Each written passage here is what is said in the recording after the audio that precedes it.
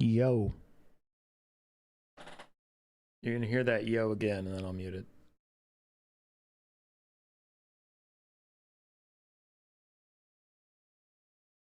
Yo. All right. Audio sounds good. We'll let some people gather here for just a second before we get started.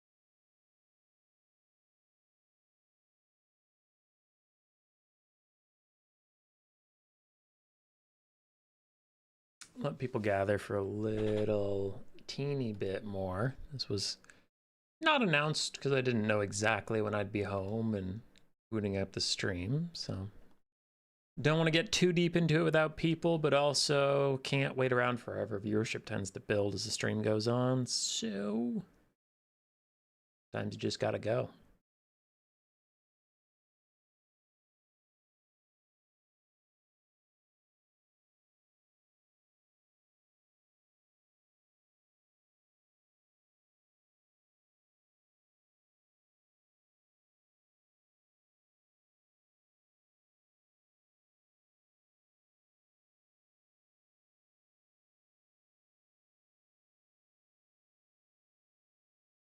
I'm Grimgo.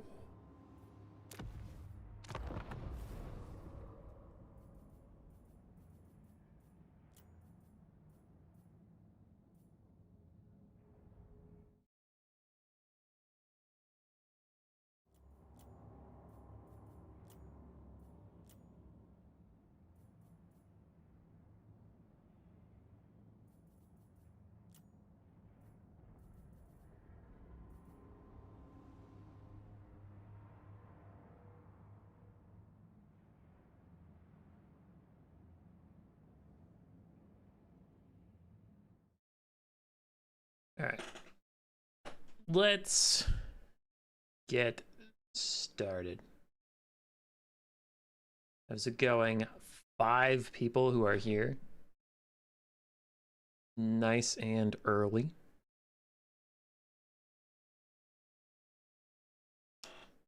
Yep. We're just gonna have to kick it off. We're just gonna have to go. Welcome to the summer 2026 faction war. We did have a part 1 stream earlier in the week, so you have to go check that out. But we're here for part 2. The top 4 have been decided. That was not exactly true at the end of the last video. We still had one match to be decided, but now we have our top 4, and we're coordinating on a time to stream their final 4 live. I believe that finals will be Sunday, but we can stream every game up until then. Now this will be part 2, and we should get it all done tonight. A couple games left from round 1 that we just didn't get to last stream because we streamed for quite a while. We have Lupian Tzeentch, Dark Elves, Wood Elves, bottom right, and top left we have Incars versus King Arthur. I named him Tomb King Arthur to be kind of funny, but it's just King Arthur. Booted up. Incars versus Arthur. I'll get rid of the blocker here. We'll get into game 1. King Arthur, another one of our newer players. Entered the scene relatively recently, started playing with us, but qualified for Tomb Kings. And we'll get his day in the spotlight. Inkar is a much more veteran player, time-wise. Don't know how experienced they are in Warriors of Chaos. I imagine quite a bit, but yeah, I generally associate Inkars as a Tomb Kings main, so it's kind of funny that he's versing Tomb Kings in round 1 of the tournament. For the Warriors of Chaos, 3 Hellstriders of Slaanesh, 5 Forsaken, 4 Marauders, an Exalted Hero of Slaanesh with just the Rock of Inevitability. Ooh, and Disarm, I guess. And we have a Firecaster, I imagine with Burning Head and Fireball, Chaos Giant, and Valkyrie the Bloody with Spear Sleipnir. So between the Spear and the Burning Head, Tomb King's front line is doomed. I forgot to close my door so my wife doesn't have to deal with my shit.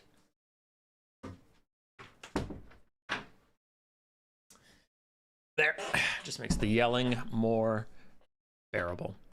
Nurgle's greatest glazer. Only time I see giants is against Tomb Kings. Well, if you were watching our last stream, Nurgle, you would have seen 2 giants versus... Who was that against? That was against Lizardmen. A different Warriors of Chaos player brought 2 giants against Lizardmen, so you have to go check that out to see how that went for him. All right, for the Tomb Kings, we have Carrion, one of them just flying above the Warriors of Chaos army. Skeleton Spears and Warriors mixed throughout in a deep box, though again the Spear Sleipnir and Burning Head will have something to say about that.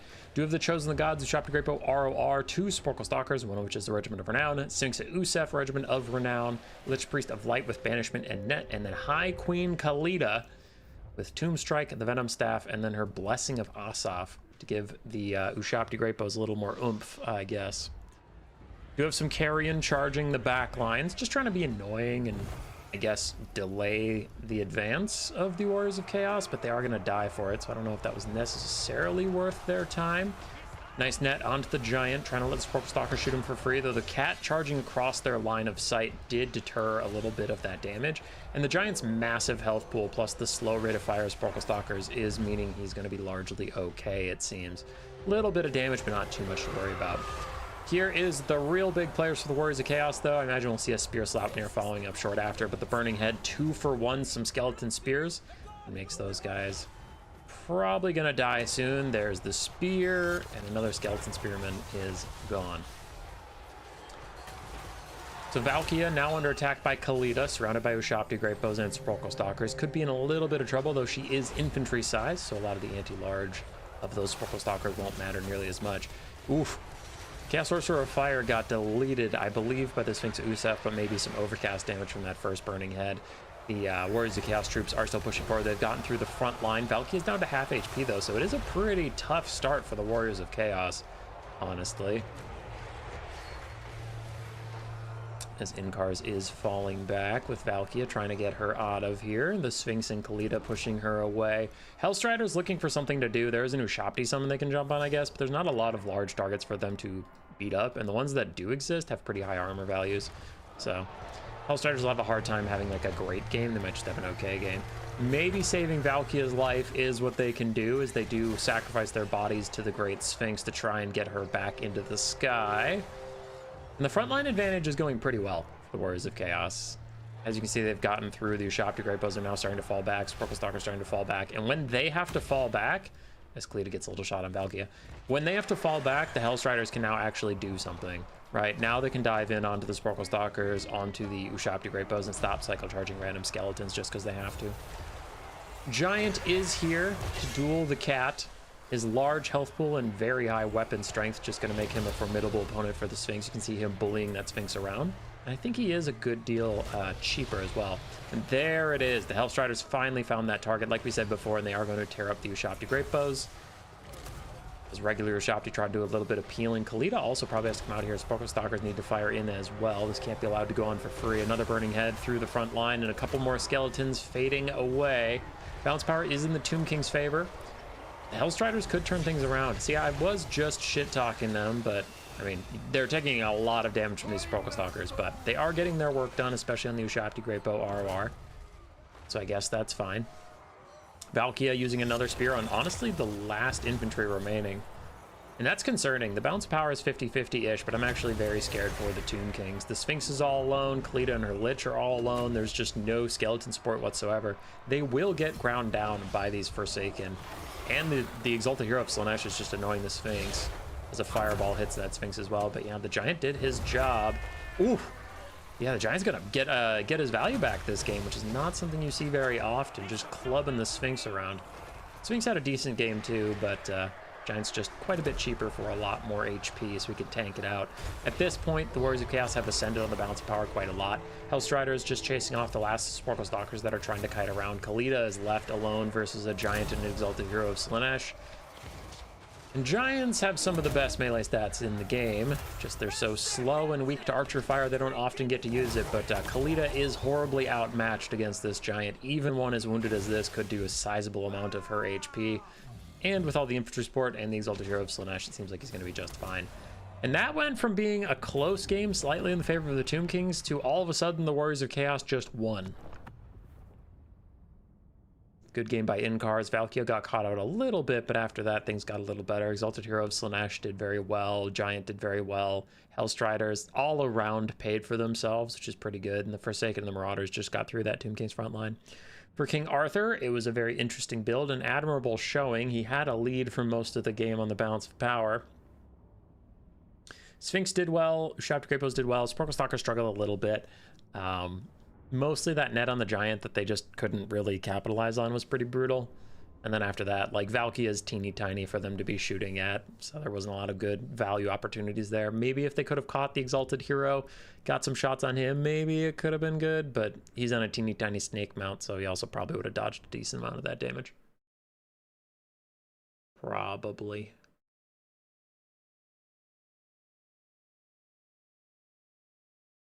Probably.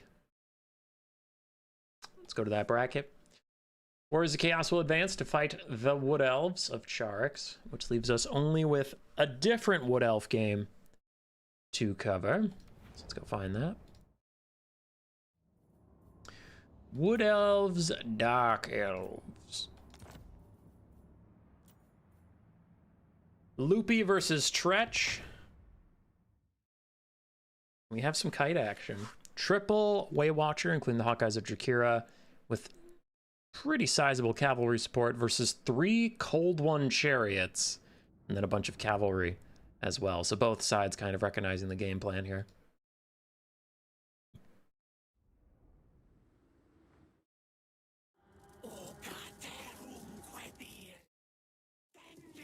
Jeff Bardu must turn back the clock to when human. Hummus had to cast like 10 games of Ogre Kingdoms, 2 Kingdoms, and a Giant would be in half those. Oh, yeah.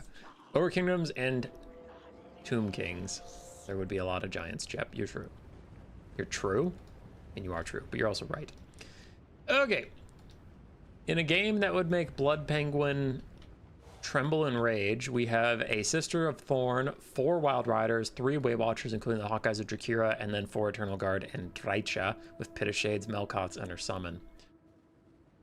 On the other side, Dark Riders, Doomfire Warlocks, 3 Cold One Chariots, and some Cold One Knights with a Shadows Caster with Melkoths as well. I know Blood Penguin has not entirely been a fan of the no infantry, all cavalry and kiting meta. I don't know how prevalent it is, but I will say there are certain factions that have just abandoned their infantry entirely, and it's not my favorite thing to play against either. It's Cold One Knights take a nasty double Waywatcher volley. One happened off screen, but we saw the second one. And in comes another volley onto the Doomfire Warlocks this time. Still sizable damage, even though they dodged some of that volley. Melkoth's trying to slow down the Sisters of the Thorn and let the Doomfire Warlocks catch up to them. Doomfire Warlocks pretty good against Sisters of the Thorn. Their Curse of Honor here, they can still get themselves pretty tanky, but physical resistance is bypassed by that magic damage. And in go the Doomfire Warlocks. Soul Blight down onto the Sisters and the Wild Riders for a moment, but the Soul Blight has moved on, so now the Wild Riders are free and clear. And that counter charge plus spear support is proving to be very deadly against those Doomfire Warlocks. Waywatcher's falling back. Drycha uses her summon nice and early. Is going to need to try and throw it at something as Wild Riders catch the Cold One Chariots. Other Wild Riders catch Dark Riders, so very good micro from the Wood Elf player so far, really not letting anything in onto his archers. And already we've lost 2 Doomfire Warlocks, we've lost a Dark Rider and a Cold One Knight and a Cold One Chariot. The Dark Elves are bleeding pretty heavily. The balance of power is going in the Wood Elves' favor by quite a good margin. Cold One Knights charging in. Finally, something gets onto the Waywatchers, but can they even do significant damage with 2 other Waywatchers firing in on them and then 2 units of spears closing in? Looks like the Cold One Knights are going to have a pretty rough time. Yeah, they're just getting picked off. Wild Riders also coming in. This is looking like a quick one, but I don't know what the Dark Elves can do. They've already just lost so much HP across the board, and they haven't really gotten anything for it. A couple Wild Riders are kind of low, but all 3 Way Watchers are still firing. Still pretty healthy, too. 45 out of 60 models, and the only injured one. Dzeentch is fine. Dzeentch is still very healthy. Doomfire Warlocks come in for a brief moment, but they're going to rout again. Murderous Mastery giving them enough leadership to at least take a little bit of volleys, but the Hawkeyes or Jakira minus 16 leadership is just brutal. Even for the high leadership of the Elves, that's a lot of damage to take. Cold Ones finish off a couple Wild Riders, so the front line of cavalry is starting to break for the Wood Elves, but the skirmishers are still firing away, and it is a very tattered force that is getting through that front line now. These guys are significantly injured. Cold One Chariots have caught up to the Way Watchers. Army losses is around the corner for the Dark Elves. Unless they can pull some serious damage out of their ass, this is going to end very soon. Shadows Caster is trying to come back here, add a little bit of extra pressure, but still these 3 Way Watchers are all still firing and relatively high on model count. And yeah, Army losses just takes out the Dark Elves. Damn.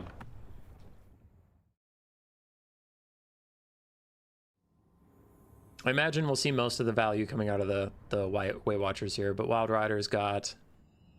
Oh yeah, the Wild Riders actually got a good amount of value too, so Thorn did all right. For Tzeentch, I mean, I get it. If you figure you're going to get kite, and he did get kited, you think you can just try and all cav rush them, but Way Watchers do too much damage. Are you winning, Jeremy? Depends if you like Way Watcher kite. If so, you're eating good, because that shit has been meta once again. And I gotta say, I'm not the biggest fan. I've never enjoyed kiting or being kited. Damn you, Way Watchers. I prefer when you're moderately useless. So that was all of round 1. Finished the last 2 games that we hadn't done last time. And we'll go back to the kind of haphazard picking whatever replay I stumble across first thing. So don't really have an agenda here. I see a replay. Is that correct? Yeah, that's the next one. All right. Dark Elves versus Beastmen. Flower versus Sexy Boy. Middle left there. Let's see it. Do we get some infantry? We get a little bit of infantry. A lot of cavalry, but a little bit of infantry and a Charybdis.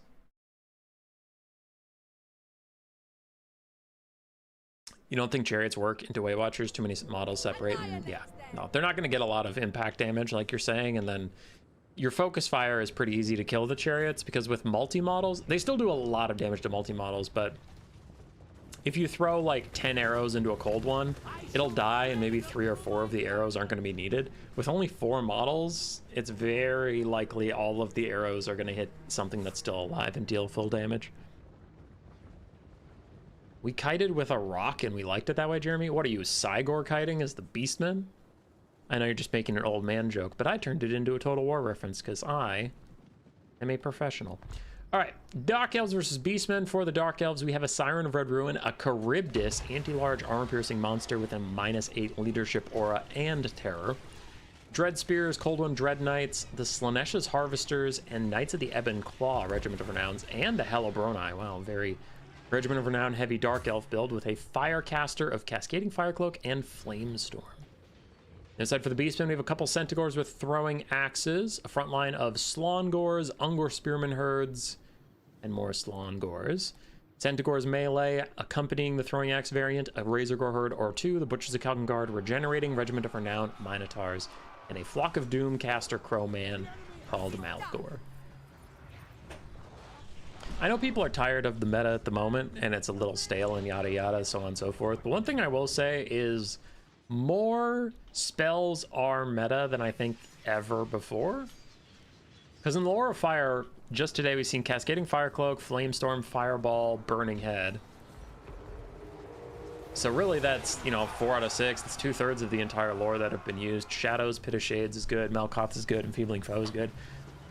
So while you can generally predict a lot of builds, there is still some build diversity, but spells have been all over the place. A lot of spells are good right now, so I'll say nice things once in a while when there's nice things to say. I'm not just a negative Nancy all the time, as Slaanesh's Harvesters get a little bit of poke damage onto the throwing axes, but honestly take more damage than they deal, and then do need to back off as the Ungor Spearman herds have arrived. Dark Elves took the point briefly, but they are going to back off and cede it to the Beastmen. Looks like they want a little more time to kite. Not too concerned of giving the Beastmen more time. With 4 Centaurs with throwing axes, I generally think that the Dark Elves would be the one that would want to force the melee, but I guess they're just relying on their Bloodrock Medusa to do more damage and being able to dodge the throwing axes of the other side, as these Cold and Dread Knights are trying to do. Knights of the Ebon Claw have also taken a good amount of damage, though. It looks like the throwing axe is getting some decent work on them, and then a Flock of Doom Overcast. In comes a big overload of melee units, however. Centaurs, Razorgores, and the Butchers of Calgard all trying to team up. Knights of the Ebon Claw have taken a lot of damage. The Soul Stealer comes out to heal up Slaanesh's Harvesters, a Flamestorm also on this blob of units, but still, overall, I feel like the Beastmen have been getting the better of the early game. You have some throwing axes that caught the Siren Red Ruin, but their melee stats are whatever. She takes a little bit of damage, but she's going to back off. She'll be fine. And the melee Centaurs were not quite as quick on the draw with that one. We also have Slaangors and Ungor Spearmen just sitting back. Looks like they're trying to avoid the shots of the Siren Red Ruin, but with a melee going on, we probably need our infantry to support. Throwing Axe is still firing away for now, and the Charybdis, though he looks like it is not a Hydra-type unit, so he does not have any form of regeneration.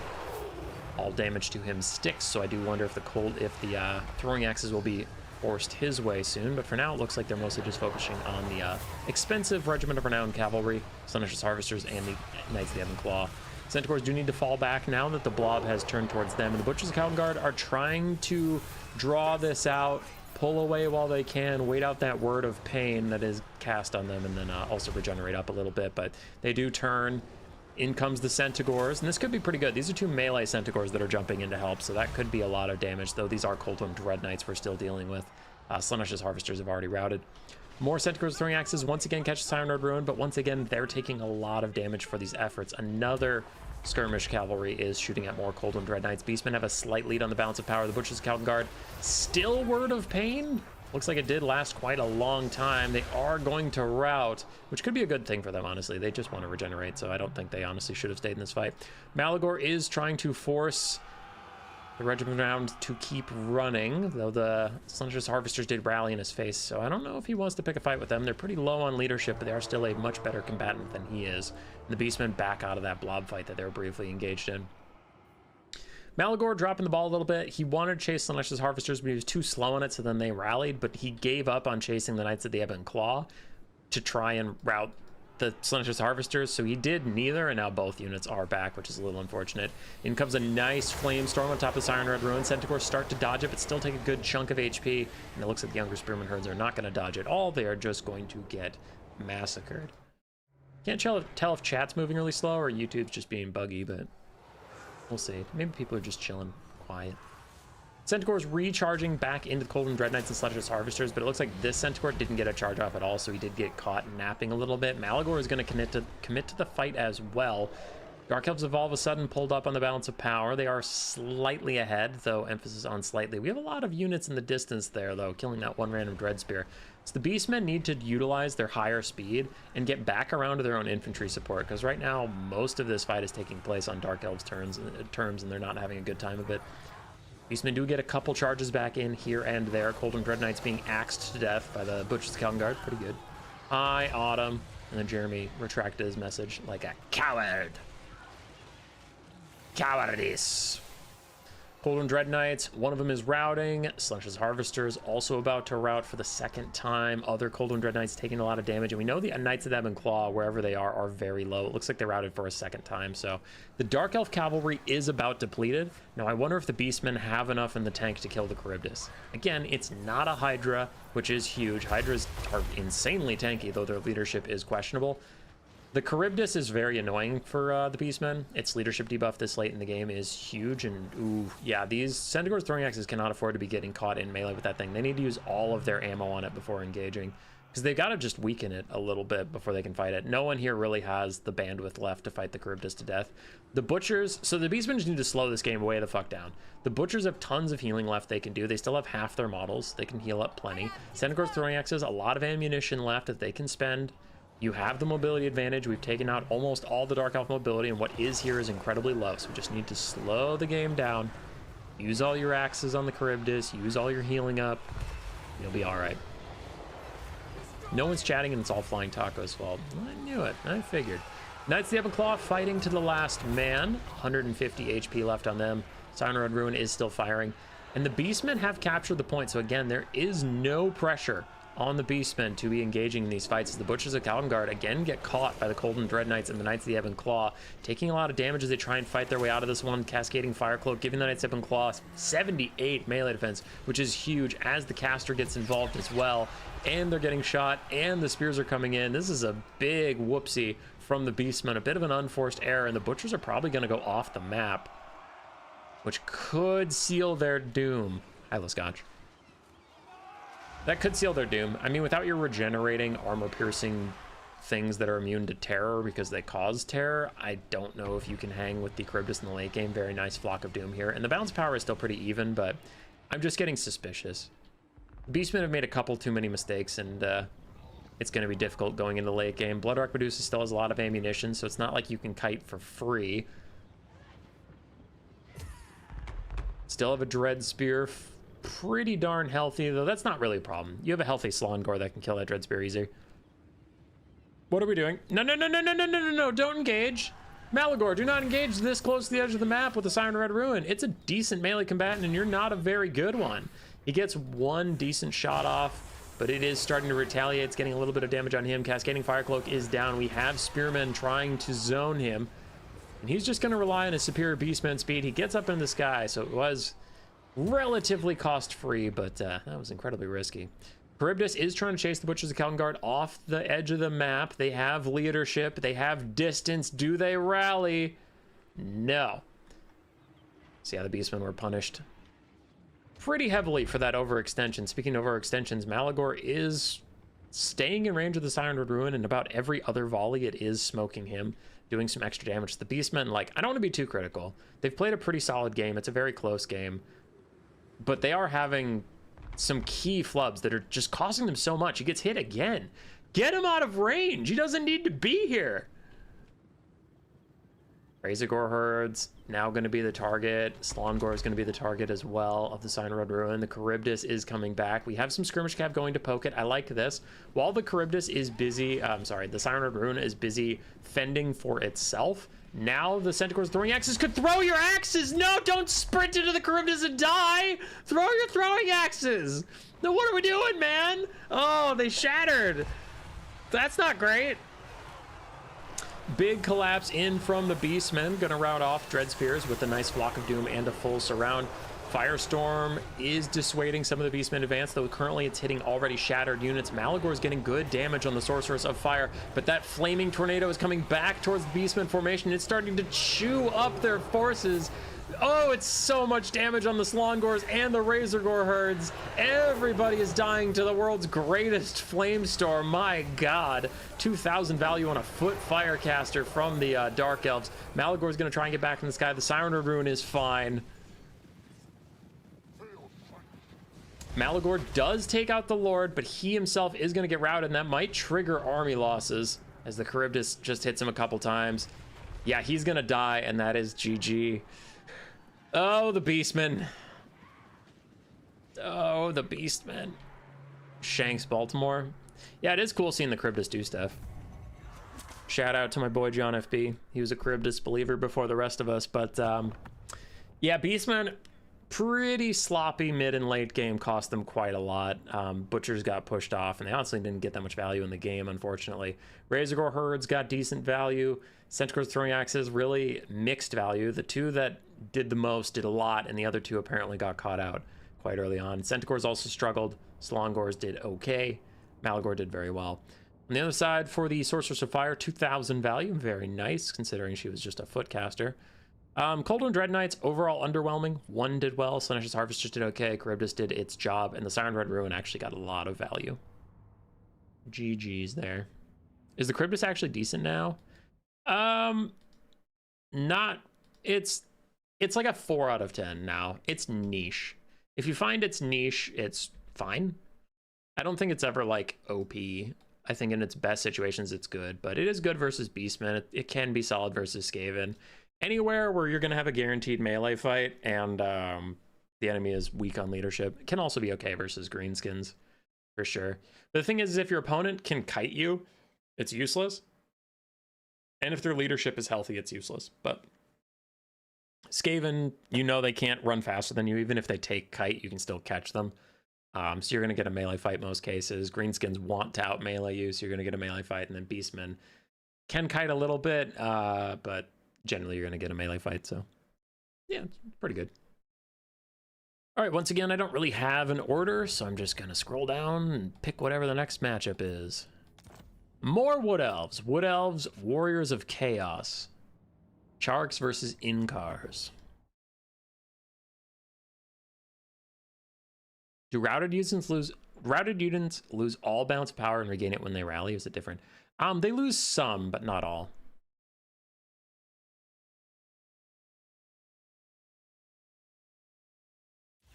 They are worth less than a rallied unit. Wood Elves for Charks, we have more Way Watchers, this time 2 and not 3. But we do have 2 Way Watchers, a Glady with her net, Pravenoth Rema, and then the Arrow of Kronos, a Branch Wraith with Melkoths and Earthblood, a couple Eternal Guard, a Zote, the Wild Hunters of Kronos. That is what they are, yes. Yes. For some reason I doubted that for a second. More Wild Riders, Glade Riders, and Wraiths, the Frozen Heart, Dryad, ROR. So, more infantry than I'm used to seeing out of Wood Elves these days, but still not a lot. Blood Penguins out there seething. I can feel it. For the Warriors of Chaos, we have 4 Hellstriders of Slaanesh, 3 Chaos Knights, a Marauder Horseman with throwing axes, and then a front line of Chaos Warriors and Marauders, a Foot Burning Headcaster, and then Valkia the Bloody with Spear Sleipnir. Chaos Warriors get hit with a Pravenoth Rema, but it's not for the Way Watchers' benefit. It's for a Dragon Breath attack down the side. Interesting. I don't hate that. You don't have the best tools to deal with heavily armored, shielded infantry, so using a breath attack on one with a net can be quite solid. Valky is just harassing the Glady on her dragon for now, pushing her away. It is interesting to see her on a dragon. I'm guessing it was just for the breath attacks, because her melee stats are a little underwhelming, but I don't know. Could do okay cycle charging Archaon, I suppose. I suppose. Way Watchers, looks like for now they're going to shoot at the Skirmish Cavalry, force those guys back.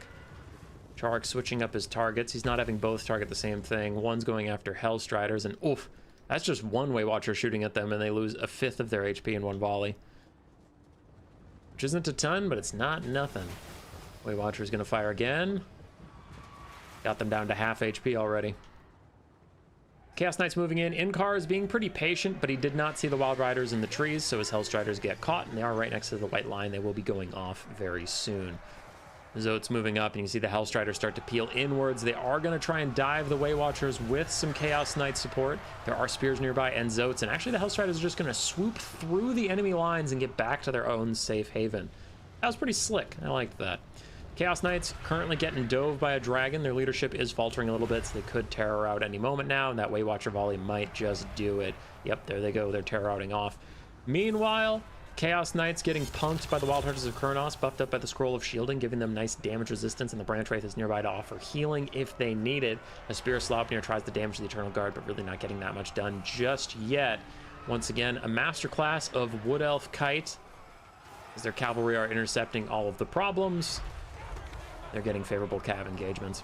Burning Head through, it's going to poke the Eternal Guard, but it was also trying to harass the Way Watchers, as it's actually going to curve into them as they run away, but it just gets a little bit of damage, not too much. Wood Elves very ahead on the balance of power once again, as the Warriors of Chaos Cavalry have taken a lot of damage. Their skirmishers are already leaving. Really, their front line is the only thing that's doing particularly well right now. Another Pravenoth Rema is down this one onto the Chaos Knights that did penetrate the back line, as the Way Watchers fend for themselves, get a little bit of distance, and we do have a free Wild Rider charge onto these netted Chaos Knights who can't defend themselves.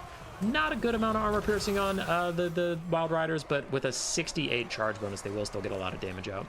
Is the End Times DLC going to ruin this game like the End Times ruined Warhammer Fantasy? I hope not. But we'll find out. Melkoths down onto the previously netted Chaos Knights. Oof. Warriors of Chaos taking so much damage. They're behind the bounce power, and they're just going to throw in the towel. I don't even think Way Watchers got buffs. I heard about them just like taking over domination, and then all of a sudden people remembered they were good in land battles and conquest, and here we are.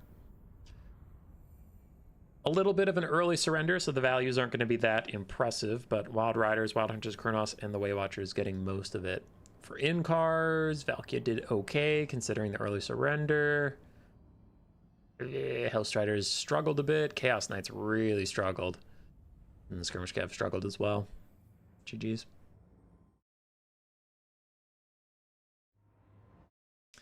GG's. We get another Wood Elf, Dark Elf. Repeat. Wood Elf, Dark Elf. Get his elves. All it is elves. Next one I found here is Black Knight versus Contrarian Codex. Vampire Coast and Bretonnia. And that is a good Bretonnian build into Vampire Coast, but it also looks hilarious. Hey, Berteleus. It's your favorite streamer. Too bad Total Warhammer 3 is washed up. Rude. Rude. And based. And rude.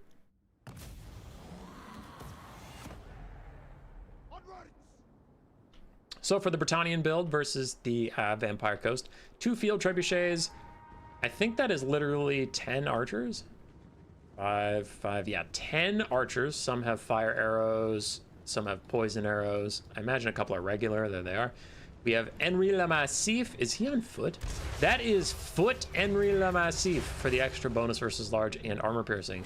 Alberic de Bordelot, more bonus versus large with his Braid of Bordelot. A couple Knights of the Realm, 4 of them, and we do have a Damsel of Life on foot with Earthblood. The other side for Codex and the Vampire Coast, Gaze of Nagash caster, Invocation of Nehek as well. Zombie Deckhand frontline, Pole Arms backline, triple mortar, the Lamper's Revenge, and a couple handgunners. Okay. Did he Gaze of Nagash the field trebs? Oh, kind of thought he might. Mortars already have 3 of the Peasant Bowmen, almost routing. Almost, as the trebs fire in on the mortar crews. I do think when you see this many archers, you do have to advance your front line pretty far so the archers aren't in range of your field trebs, but now he's starting to fall back as the knights are charging forward, so his handguns can get in range. But I think we just had to separate. I think we had to send out the the handgunners and the deckhands mob need to move forward. You have halberds to protect your mortars, so they'll be okay in that aspect, but we needed to get some distance. The archers are here now. They aren't quite in range of the mortars, so that is good. Coast is making enough space that they can continue to fire their mortars. Now, the handgunners are going to get shot, but, I mean, something's going to get shot by the archers. That's just going to happen, but your mortars are your only anti-archer tools you really have in this build, so keeping them out of archer range is critical.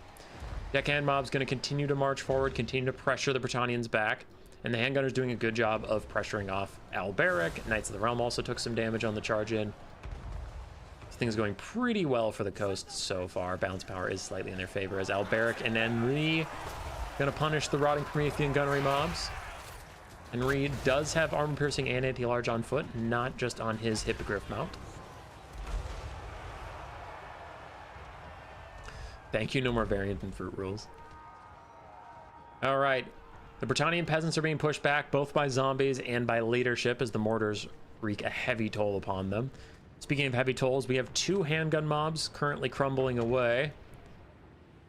I think we're missing 1 deckhand mob. The rest are fine. Field trebs hitting a mortar crew quite a lot. We still have 4 mortars alive here, but their HP is so low, they're actually just going to crumble away to nothingness. A nice job, field trebs. Mortars continue to fire.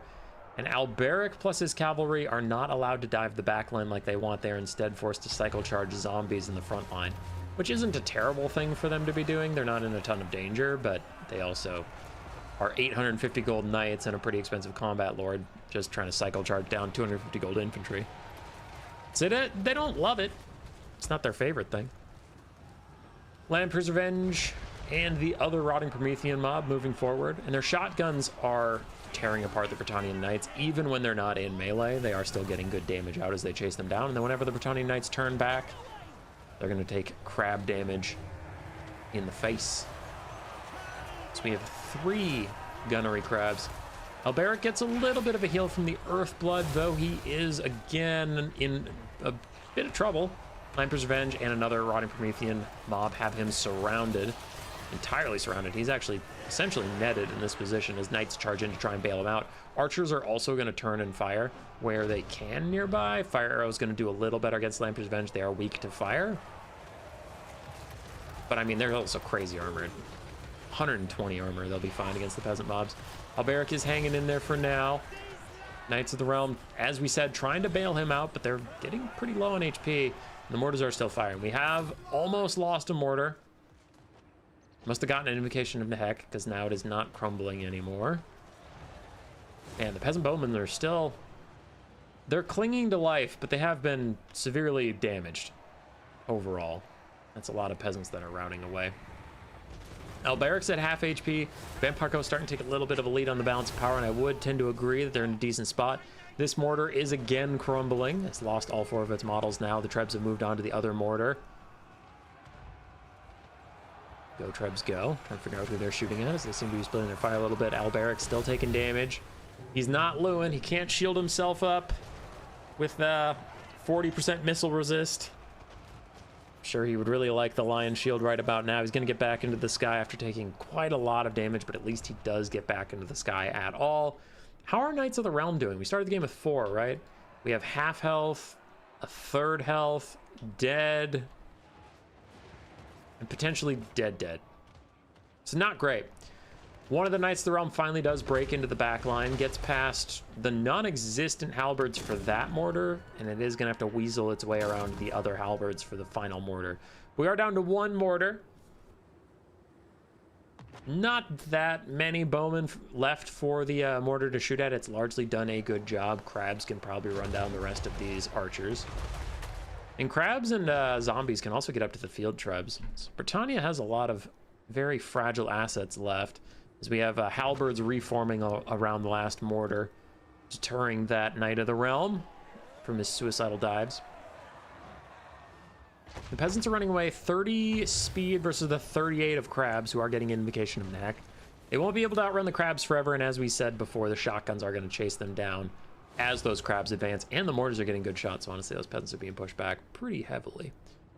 Damsel continues to heal up the knights that remain. Did miss Alberic with that cast. I'm sure he would have loved a little bit of extra earth blood.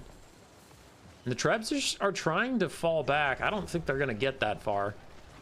Crabs are significantly faster.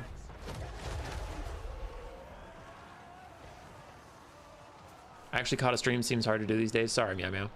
Haven't been streaming as much as I have in the past due to lower viewership in the game right now, making me not want to burn myself out trying for limited returns, and been busy with work. And I was on some antibiotics for a bacterial infection, so there were some weekends where I didn't feel like streaming, so I was just sleepy.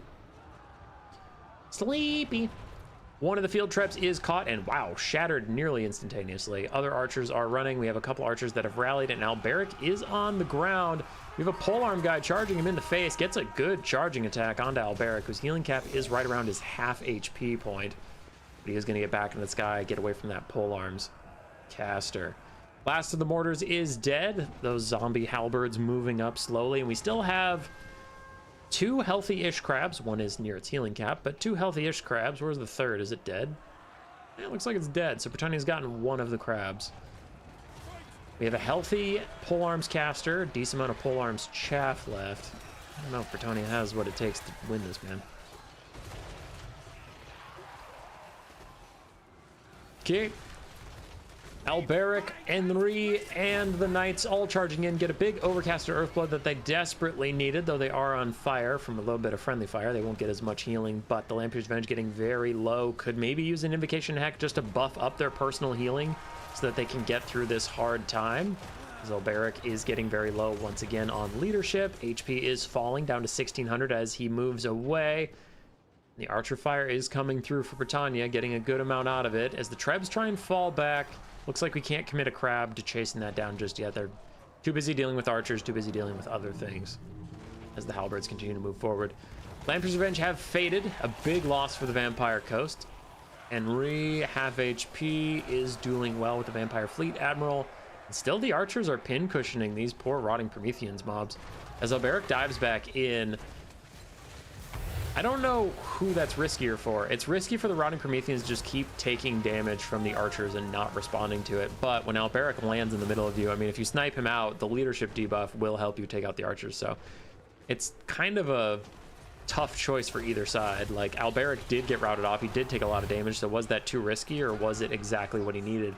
As the Rotting Prometheans mobs get deleted, and all of a sudden, they're just gone. Guess the archers did do enough damage. Knights of the Realm charging in was also enough. This vampire caster, he's a decent little fighter against large targets, but Henry is on foot. 3241 versus 4360. Actually, he has better stats than Henry. Last of the zombie mobs are coming in. Not a lot of them left anymore, and the Knights of the Realm are going to charge those guys around. Henry is going to duel our halberd caster man. He does take a nasty chop across the face, is going to run away. It looks like we have a Gaze of Nagash. No, I don't know what he was trying to cast. I didn't see it go off. Maybe it got canceled, who knows. Gaze of Nagash on the ground, goes through the Promethean models. I was actually a little worried it would hit them, but it did not. Didn't do that much damage either, though, honestly. Treb is going to light up the last pole arm. I mean, I guess we still have two technically, but one is crumbling and beyond all repair, and the other one's going to die in a couple of seconds. So the Treb is focusing on the last healthy pole arm. Did Alberic go off the field? He rallied and routed again. So if he rallies one more time, he is going to rout and shatter. So for Bretonnia, you just need him to rally and then sit him still. Let him get his vigor back.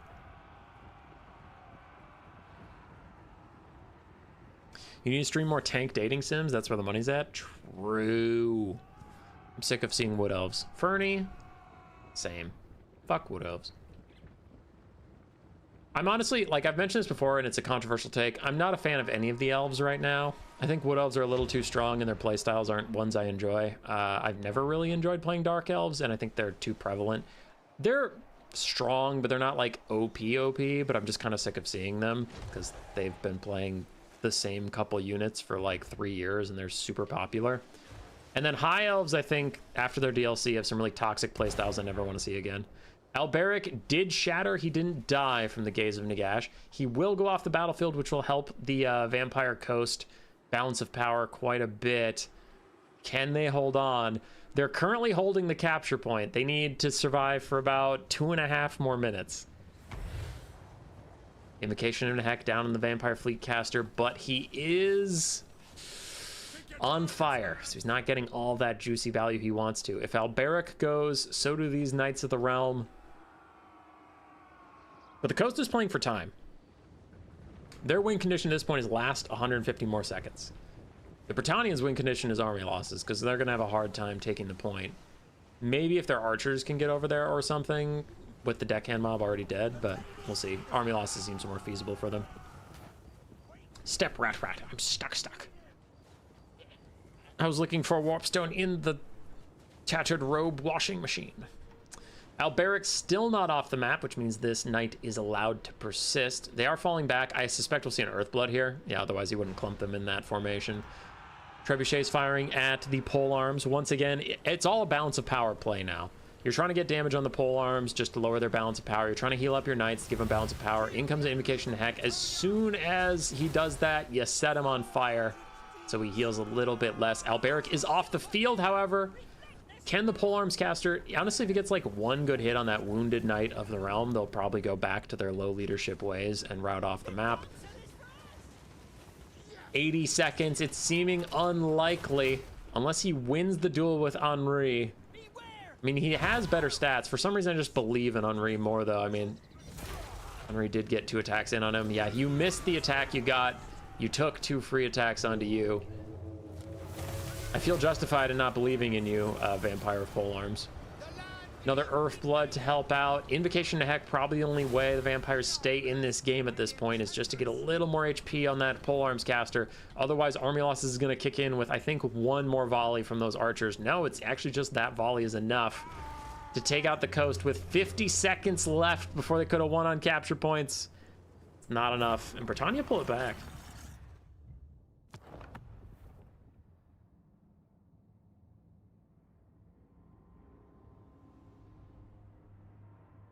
All right. Bretonnia was kind of on the back foot for most of that game. Their archers took so much damage from the mortars early on, and their knights also, but with a mixture of healing, good kiting, and good cycling out of who was taking what damage, They did manage to clutch it out. Archers, lots of kills, and honestly a good amount of value considering their low price point. And both the Trebs did great. Both the Trebs did fantastically. Back over to the desktop, we will advance Bretonnia. And then we have, well, I'll just find whatever game I find, but the left side has Ogre Kingdoms versus Slaanesh left, and the right-hand side has everything.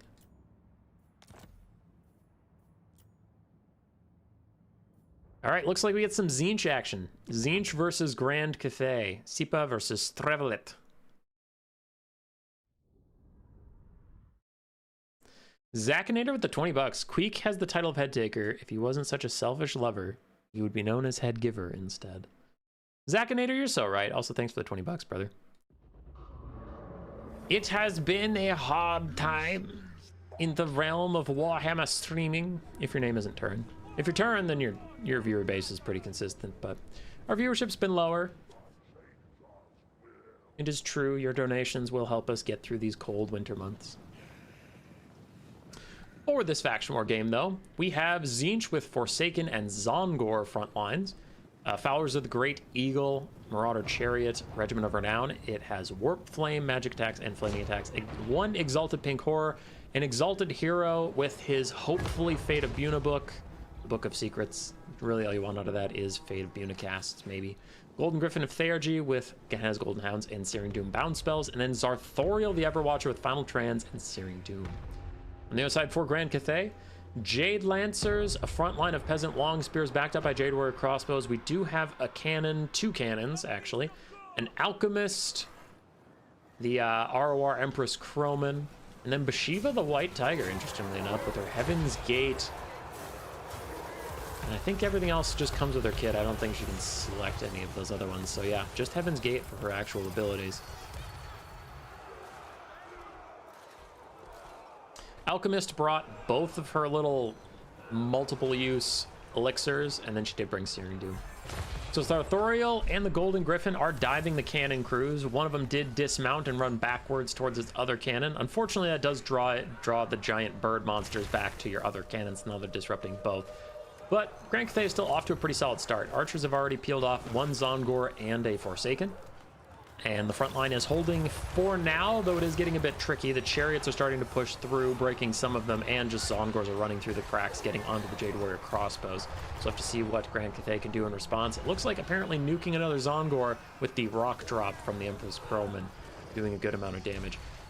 Tzeentch is throwing some spells back here at the cannons. One of the cannons is already down to 2 models. The other one's crew is separated from their actual mounts.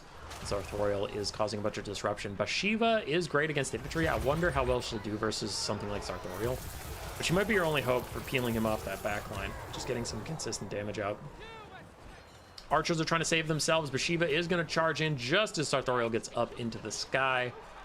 No luck for her, but she'll have to find something else to fight. She's got to keep moving as the Fate of Buna caster is rolling around. That's a final transmutation that is not linked to Bashiva, so she's going to be able to walk out of it. A rare miscast there from Sipa. I'm sure he wanted to attach it to her, but just missed her by the smallest of margins.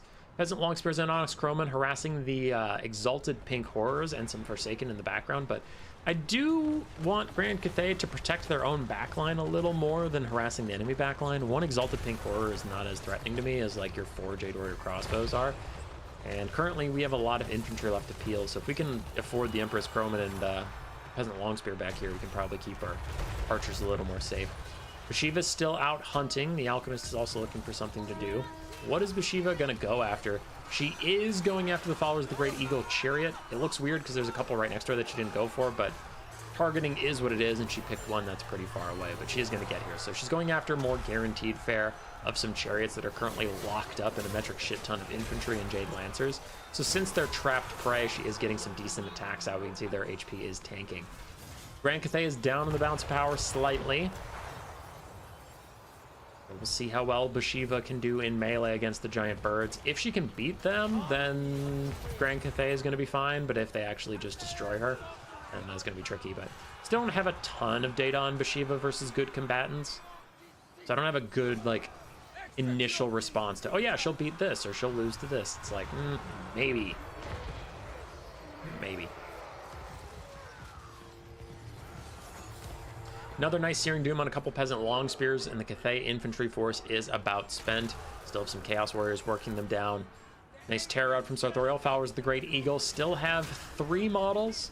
Very low on HP. Ooh, yeah, and as I say it, they're now down to 1 model and routing away. Sartorial is continuing to harass Jade Lancers that are also probably about to Terror out any second now, unless they're immune to it. Nope, they are not. Not immune to psychology, just like, oh, we've Terror routed too recently kind of thing. Cathay's further down the balance of power, and I'm inclined to agree, but Shiva's getting worn down by just having to fight so many fights all over the place, and Tzeentch's hero core is still very healthy. Well, I count the Golden Griffin as a hero, but Sartorial's full health, Golden Griffin's full health, the Exalted Hero is full health as well. Tzeentch's everything else is quite tattered, but I think these 3 powerful single entities will be enough to carry the game against Grand Cathay, who is equally tattered. It's not like you have a healthy Grand Cathay army versus 3 single entities. It's like, no, both armies are fucked up.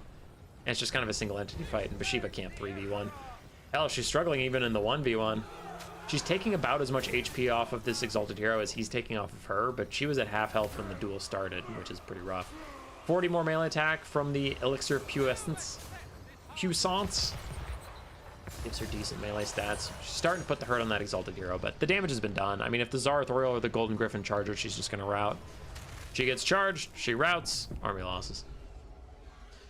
Hey, Captain Telis. Hey, Japaloo. Zarathoriel, Exalted Hero did well. Zongors did fine. Exalted Horrors did fine. Chariot did fine. Golden Griffin did fine. A lot of good spread value. For Strev, Bathsheba did fine. Alchemist did pretty well. Crossbows, mixed, but overall fine. Jade Lancer's not getting a lot of value back, but they had to do some blocking. Onyx Croman did very well. And Cannons, unfortunately, had a very tough go. But, again, he kind of has to take something if... What about, like, Soul Grinder, Blue Fire Kite, right? So you need something to harass Tzeentch, but if Tzeentch full rushes you, then the Cannons are going to have a hard time.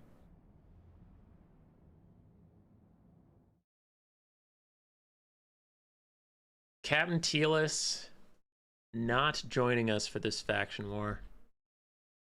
We miss you, Captain Telis. That's not right. Grand Cathay didn't win. Shut up, human boy. You're an idiot.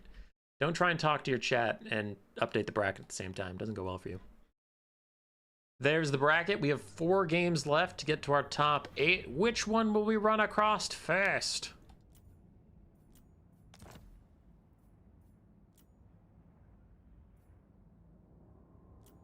See, now I have a for fun event that's starting to get mixed into some of my replays. So now I'm like, what's real and what's not?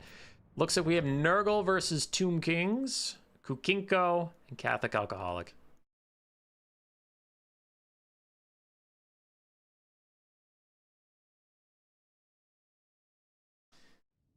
We have Kha'Zix the Befouled and a Nurgle Chaos Lord. Don't see those too often.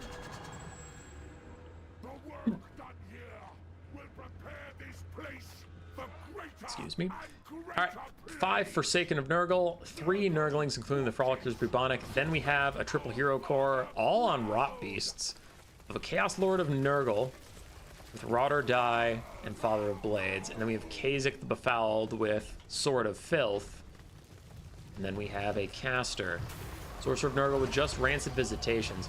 I don't really like the Children of Nurgle passive if you only have Rancid Visitations. You're not going to get that many cast stops. You're not going to get that much healing, but each their own. We do have 1 Marauder Horseman, 3 Marauder Horsemen with throwing axes. On the other side, is that a fucking Hyro Titan? Catholic bringing a Hyro Titan to a Nurgle fight.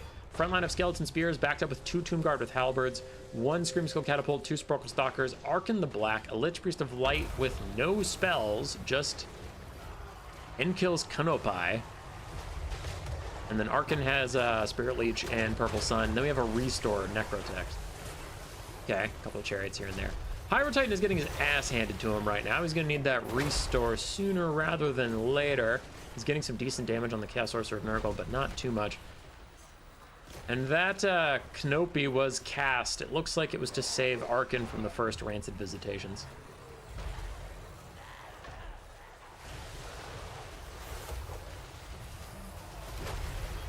Air dang. Titan? What? Meow meow, what are you even saying? I'm confused, alarmed, and scared. The Higher Titan is currently getting its ass beat, even with the restore. You can already see its healing cap. It's losing so much HP. And Sprinkle Stalkers are struggling to push back the infantry of Nurgle. Those Forsaken are blending through the front line rather aggressively. Arkin takes the fight to the Chaos Sorcerer, trying to get rid of that Rance of Visitations before it comes for him once again, and this time he doesn't have a jar to keep him safe. But the 3 combat heroes of Nurgle are better than the 4 combat single entities of the Tomb Kings here. Arkin and the Lich Priest not doing as much work as their Chaos counterparts, and the Higher Titan's not doing any work at all, because the Higher Titan sucks. As much as I wish it wasn't true, the Higher Titan sucks. He's trash. Absolute garbage, as he is going to die. Spirit Leech from Arkin. Not going to kill the Sorcerer of Nurgle. Not yet. Bounce power slightly in Nurgle's favor as they continue to get through the front line. The Sprinkle Stalkers are getting pushed into melee as they do try and fire a Kha'Zix with guard mode on close range, get a bit of damage, but not enough to seal the deal. We do have a lot of skirmish cav here to harass them as well. Ushapti summon on the back line. Do the Horsemen see it? Do they dodge it? It looks like they don't seem to know what trouble they're in just yet, as they are bombarding the Necrotech. Melee Chariot's getting whittled down. Sprinkle Stalkers also getting whittled down. The Tomb Kings just don't have anywhere to go. Nice Purple Sun from Arkin is actually going to do pretty good damage as long as it doesn't go to the right. If it goes up, down, or I guess to the left is fine, not great, but as long as it doesn't delete your own Tomb Guard with halberds, we'll be okay. It is flirting with friendly fire, but did not fully go into those Tomb Guards, so it ended up being a good cast, but the bounce power shifted pretty heavily away from the Tomb Kings as Arkin got isolated by the Chaos Lord and Kha'Zix. There is no hope for him. He is dead and gone. And without him, no spells, also easier crumbling, so can 2 Tomb Guard and a Sprinkle Stalker and a Lich Priest with no spells carry this? Probably not. That Ushapti is fake. It's going to fade away. And when it does, it's probably going to take army losses with it, if not before, but 25 seconds till it fades away and takes us out of here. Not gonna last that long. Nurgle makes it to the top 8. Surprised to see the Higher Titan? I think everybody's surprised to see the Higher Titan because it sucks. It did not do very well. It is bad. It sucks. It's terrible. It sucks. It sucks. Sucks. Kha'Zix and the Chaos Lord did very well. Very, very well. Nice job to them. Forsaken did their jobs, blending through their front line. Throwing Axes did their jobs as well. Everybody on Nurgle playing their part, being a part of the team. For the Tomb Kings, their front line got absolutely massacred. Higher Titan struggled quite a bit to get any damage out, and so did the Sprinkle Stalkers. Really only Arkin holding up his end of the bargain there. Yeah. 2 cool Tomb Kings build into a meta Nurgle build. I mean, if that's the Nurgle meta, then I'm here for it. Interesting seeing a melee Chaos Lord and Kha'Zix. Bunch of Forsaken. All right. 3 more games until top 8 is decided. We will see who we stumble upon between Wood Elves, Lizardmen, Chaos Dwarfs Empire, and Ogres Slaanesh.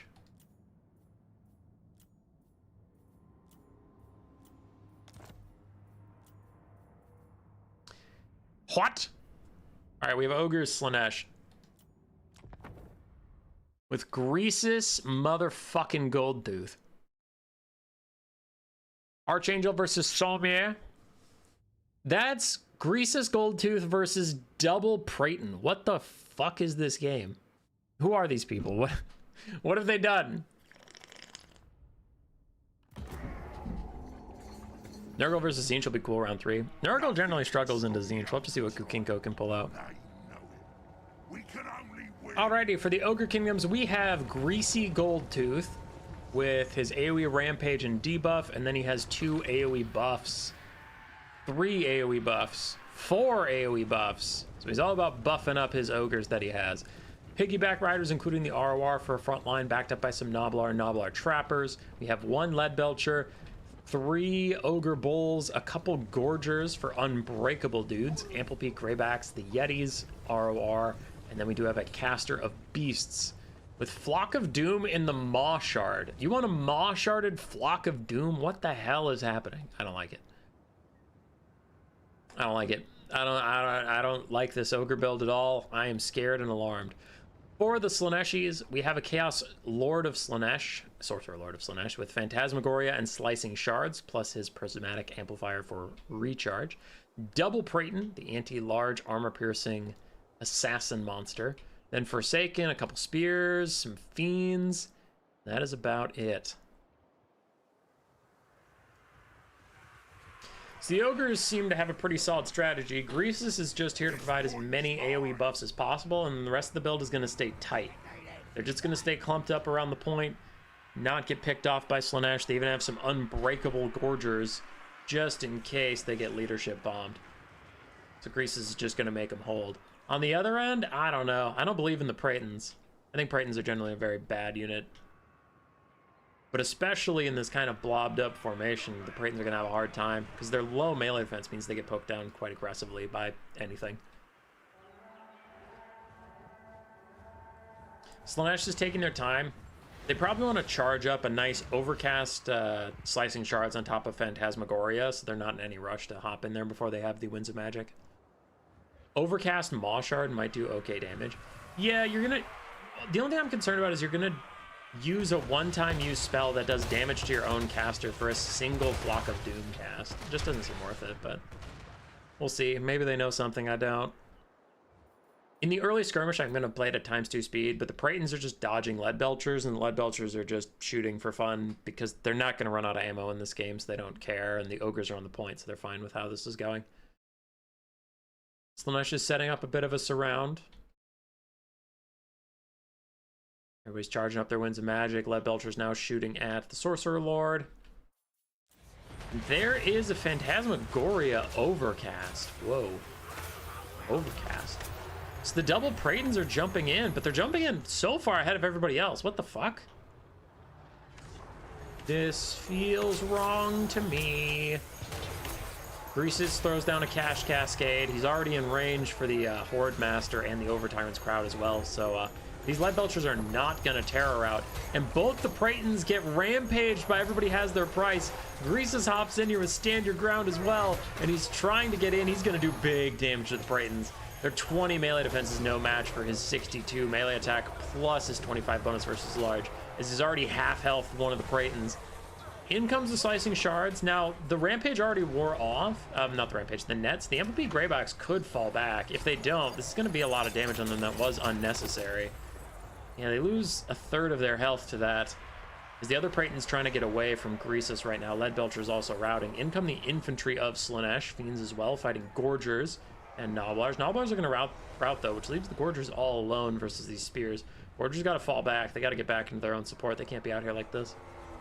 Greasus and the Emperor Greybacks are trying to finish off one of the two Praetons. They did lose their Lead Belchers, so in the end it was decent for Slaanesh. I wouldn't even say worth it, but decent. Probably like a 50-50 trade.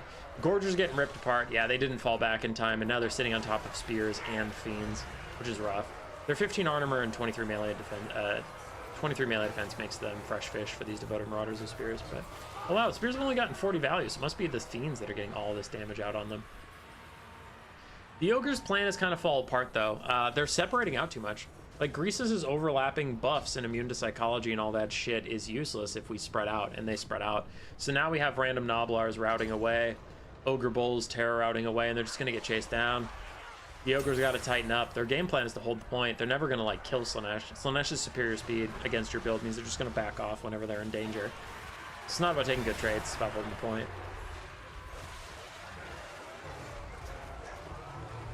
Slicing Shards does a lot of damage to monstrous units. Yeah, for sure. I mean, we saw what it did to the Ample Peak Greybacks.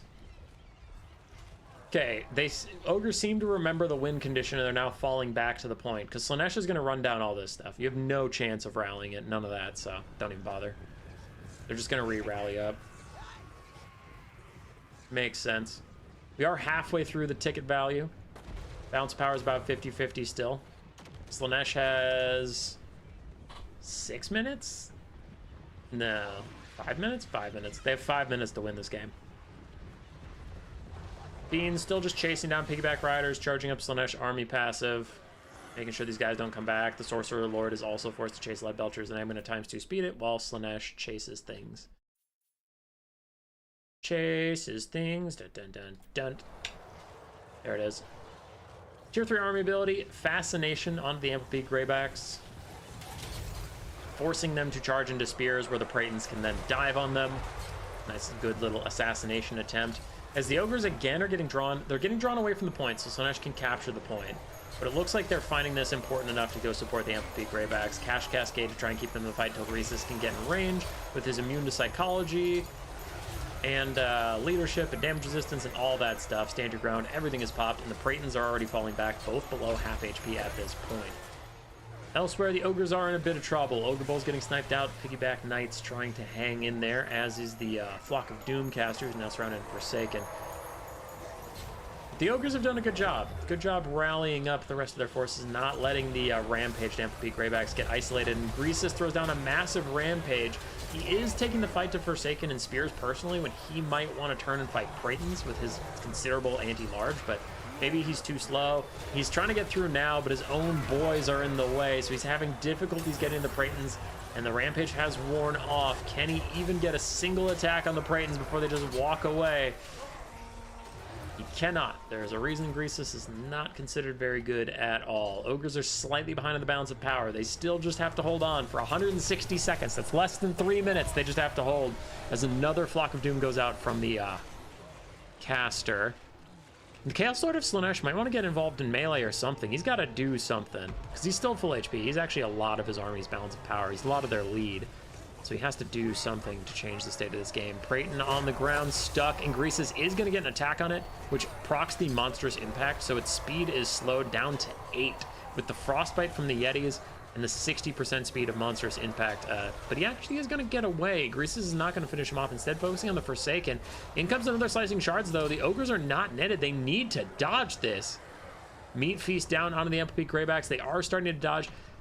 But then they dodge back in. Ooh, big misplay by the Ogres. They had all the time in the world to dodge that, and they just did not. Balance power is still slightly in their favor, but if they lose this game, honestly, I have to criticize the 2 times Slicing Shards got to hit multiple monstrous units that it just didn't have to hit. Stand your ground, trying to counteract the Phantasmagoria, net, and leadership debuff. But it won't be enough to save some of the Ogre Bulls. The Gorgers, the Ample Peak Greybacks, and Greasus himself are all fine on leadership, though. They're chilling. We even get some Ogre Bulls back who do need to return to the fight, but everything is down to the blob battle. Pratons have dove onto the back of the Ogre Kingdom's lines. Fiends are starting to fade away. We have 70 seconds left on the capture point. Slaanesh isn't even trying to take it from them, so they are just accepting that they're just going to have to win this the old-fashioned way. Cash Cascade giving leadership to mostly the Maw hero. The Ample Peak Greybacks were doing relatively fine. The Gorges are literally unbreakable, so it's whatever. Praeton's, one of them routed off for the 2nd time, I believe, so he's going to shatter on a 3rd time. It is sniping out the Butcher of Beasts to get rid of that Flock of Doom casting, which is a lot of their pressure against the Forsaken. In comes another, everyone has their price, Rampage. Praeton is going to rout away. So will the Butcher of Beasts. He could not hang. Gorgers are dead. 1 HP on one model. It is essentially already dead. There it goes. It's the Ample Peak Greybacks and Greasus versus the world. The world is an increasingly small place, however, as we only have 15 seconds left on the capture point. Force Slaanesh to trigger army losses. It's not going to happen. 20 seconds. They have to come from behind and trigger army losses in 17 seconds. As the Fiends are fading, one of the Pratons has shattered. The other one's thinking about diving in onto Greasy Gold Teeth.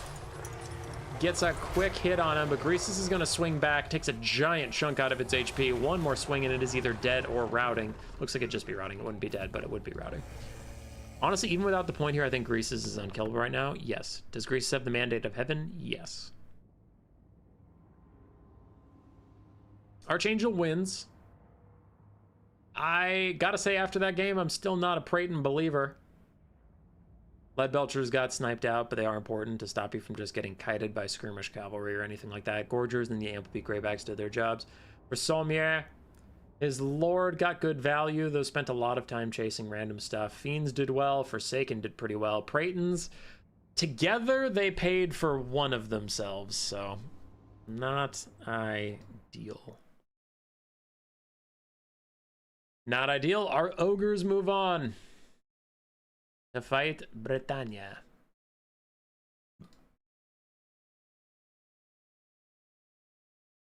Okay. 2 matchups left before we get to our top 8. Which will we stumble across first?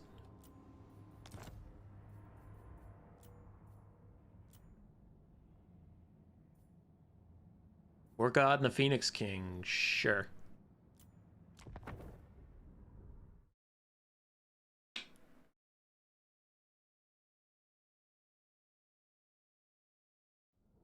All right, Empire, Chaos Dwarves. War God. With the Chaos Dwarf build, I rather enjoy. I like a lot of the Chaos Dwarf type units. Blunderbusses, Fireglaves, Chaos Dwarf Warriors, so pretty solid there. Hobgoblin Sneaky Gits, Hobgoblin Wolf Raiders, triple Fireglaive, and then we have the Blazing Beards and other Chaos Dwarf Warrior front line. Orc Laborers in the back, and then a Sorcerer Prophet of Death with Fate of Buna and Spirit Leech on a Bale Taurus mount. On the other side for the Empire, Free Company Militia and Swordsmen and Spearmen front line, a very wide front line. A couple Handgunners, a couple basic Archers, and then Empire Knights and Knights of the Black Rose with Balthazar Gelt providing Final Translation and Plague of Rust. My initial thoughts is I'm worried the Empire doesn't have a lot of damage. I find myself building builds like this a lot, and they almost never work out for me, where it's just like, you have so many blockers that no one gets anything done.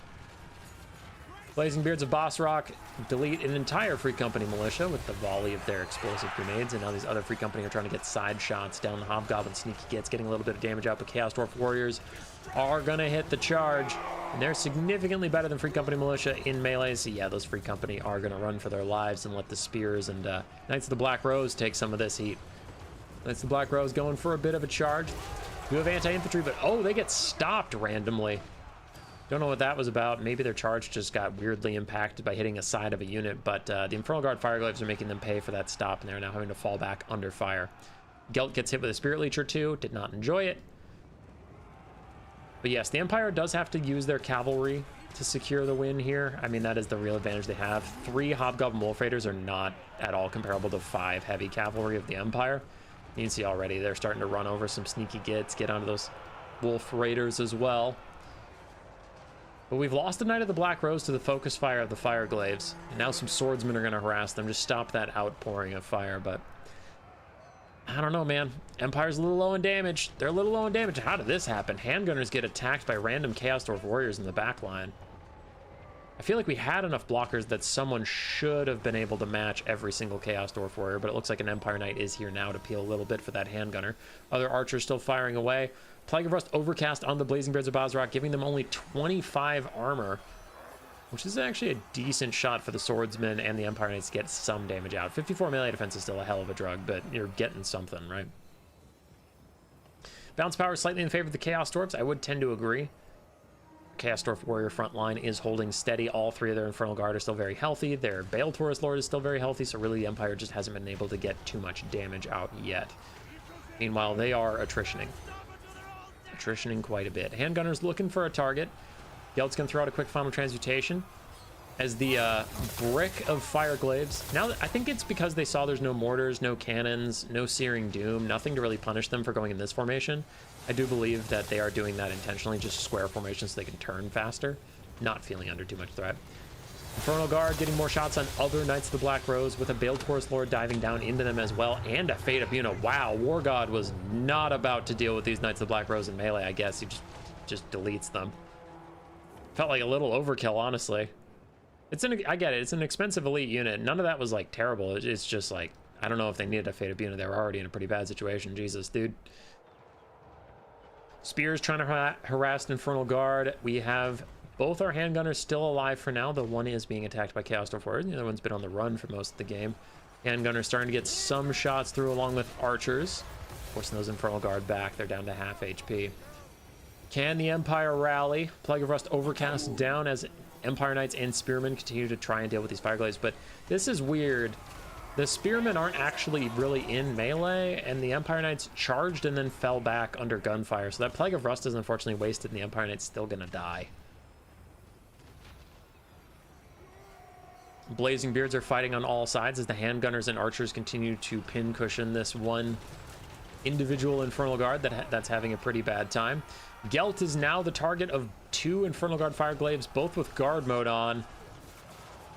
It's hard to see on a desert map, but he is getting pelted by a lot of those little fire bullets. Takes him down to less than 1,000 HP, and I think we'll be seeing an overcasted Spirit Leech his way soon. Probably just want to keep him routing, so I wouldn't be surprised if they paid a little extra Winds of Magic for the extra cast range on that. Bale Taurus Lord is in the handguns. Balance of Power is showing my feelings for this. I do think the Empire is kind of up a creek without a paddle, as they're all starting to rout. Army losses is going to hit soon. That is GG. Gelt rallies, but it's just to watch his army fall apart. Yeah, the Empire, not enough damage, not enough oomph behind all those blockers. Frontal Guard did very well, damage value-wise. Chaos Dwarf Warriors did fine. Bale Taurus Lord did fine. For the Phoenix King, Gelt got decent value considering he was mostly casting Plague of Rusts. Archers actually got good value. Free Company Militia did fine. Handgunners did fine. And then the Cavalry really struggled. Damn.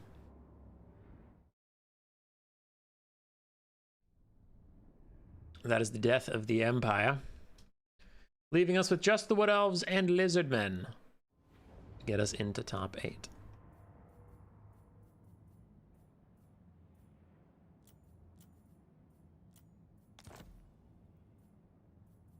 Wood Elves, Lizardmen, Loopy Japadu.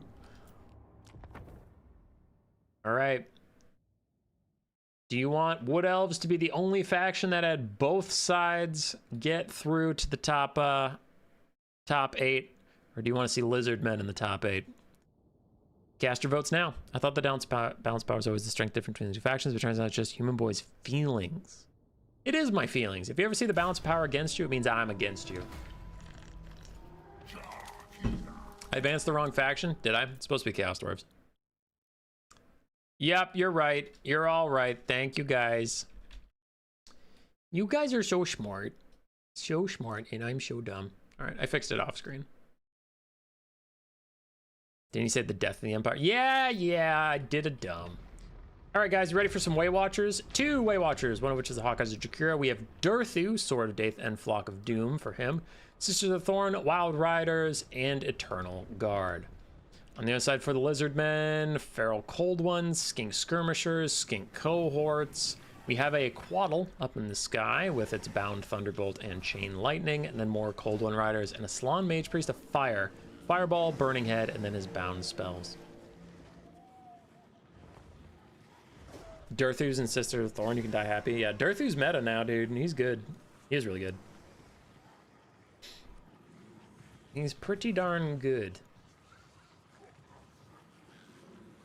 The Way Watchers are going to have a good time of it. There's not a lot of threat on them. Cold Ones have a really tough time killing Way Watchers. Lizardmen going to take the point. Force the Wood Elves to at least be on a timer. The Wood Elves seem pretty happy with that. Currently just pelting Skink Skirmishers with their volleys. But the Way Watchers need to be careful with that ammunition. That is usually the downfall of Way Watchers, is running out of ammo. So using it all up on Skinks isn't going to be the best use of their time. Didn't they try and fire at the Quaddle, or were they shooting at the Skinks? It's hard to tell if they accidentally hit the Skinks when they're trying to shoot the Quaddle, or the arrows just went scarily close to the Quaddle when they were aiming at the Skinks. I don't know. But the Way Watchers are going to want to get volleys onto Cold One Riders, onto the Slann. Really? Fireball is out. Is it going for Durthu? It's not going to do that much damage to Durthu, is it? I mean, I know he's weak to fire, but still, he has like 1 billion armor. Yeah, it did like 600 HP. Durthu chucks out an overcasted Flock of Doom, hits Cold One Riders and a Skink. Solid. So far, the Lizards are actually probably relatively happy with this early game. Like, they're getting out a lot of Way Watcher volleys onto garbage. Way Watchers visually are already near half ammunition. They're actually only down 1/3, but those little bars are always super deceptive. So they've used 1/3 of their ammo. Sisters of the Thorn starting to get some cycle charging down to try and bait Cold One Riders to come within range of the Way Watchers is mostly what they're doing. They're like, listen, we'll cycle charge your Skinks unless you come fight us, and if you come fight us, then the Way Watchers will kill you, which is all the Way Watchers have wanted to do. Shield the Thorns down to help these Wild Riders hit the Feral Cold Ones, which they should easily beat, but they are going to get wrapped up by other angry Velociraptors. Way Watchers are raining in fire to try and make it a little better for the Wood Elves, but it does look like this Wild Rider is just going to be sacrificed to the Dark Gods. We do have a bound Curse of Honor here that could be used to help out, and there we go. Nice big surround from a Wild Rider that snuck up. It was coming from the Lizardmen side, so I honestly thought it was a Lizardmen unit, but no. That is a Wood Elf unit, so this is just a giant collapse in from the Wood Elves. Beautiful play there. And the Coldren Riders, the Feral Cold Ones, and even some Skinks are taken out. Wood Elves are slightly ahead on the bounce power, and I would tend to agree. Lizards still have the capture point. They still have a mass of bodies, and they have time to kill. So we're casting a Chain Lightning behind the Way Watchers to herd them either into your Quaddle or away from Durthu. So that was pretty smart. Looks like one of them is just going to hope that they don't take damage and scuttle away. The Hawkeyes, though, they get charged by the Quaddle and lose about half their HP, which is not nothing. It's a pretty good attempt there. Sisters of the Thorn going to dive in onto Coldwind Riders with Durthu. That's probably a dead Lizardmen unit, but still, the Lizards trading as best they can. Quaddle's harassing the Way Watchers, which is quite good. And in comes more Cold One Cav into the back line. Skinks are getting occasional fights with Eternal Guard, but they're already damaged from charges and from the Way Watchers, so I think the Skinks are going to get routing very quickly, but maybe the Cold Ones can get some time on the enemy back line. Sisters of the Thorn actually taking a lot of damage, and there is no healing here for them. Durthu does not have life magic, and other Wild Riders in the enemy back line getting shot by 3 Skink Skirmishers. Definitely overextended, so Lizardmen getting some stuff back, but ooh, big win for the Wood Elves here. Quaddle is almost dead, peeled by Wild Riders, and I have to imagine that Way Watchers maybe had something to do with his HP getting so low. In goes a Burning Head to try and get those Wild Riders off of him. It does a little bit of damage, but also lowers their leadership, trying to get them to tear out away from the Quaddle. But the Way Watchers are going to finish off that Bird Beast. Not until he gets a quick charge in, though. A little more damage for him. Durthu is going after the Slaanesh. Balance of power is against the Lizardmen, as the Eternal Guard are holding everywhere. And who could forget Dear Rat Boy? Hey, Sully.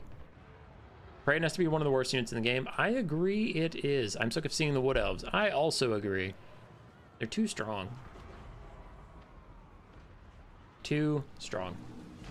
Durthu is getting munched on by some Coldwind Riders, and they're actually getting a good amount of damage out, but in comes the Durthu special. Sword of Death, probably into a Flock of Doom, is going to punish the Coldwind Riders pretty significantly, and we have Way Watchers marching up, who also probably want to get more damage on the Blob, but no, they're actually going to shoot at Skink Skirmishers, interestingly enough. Thought they'd want to punish this Coldwind Rider Blob now those are finally in range of the Way Watchers, but the Skink frontline has fallen apart, so the Eternal Guard are now pushing up. They're threatening to capture the point out from under this lawn. And the Wood Elves have attrition in a couple areas, like some of their Wild Riders are very damaged, but they still have 2 healthy Wild Riders. Durthu has plenty of health to survive. The Way Watchers have enough ammunition to probably polish this off, so the Lizards just kind of don't have anything left in the tank. And yeah, they're going to throw in the towel. You're sick of seeing Wood Elves? Well, you're going to see more of them, because there's 2 of them that made it to the top 8. Loopy and Durthu going to make it up there. Wild Riders did fine. Sister Thorn did fine. Way Watchers did great yet again. For Jepardu, Fire Slaanesh did well. Skink struggled. Overall, 1 Skirmisher did pretty well, but the rest struggled. Feral Coldwind struggled. Coldwind Riders also struggled quite a lot. Quaddle did well.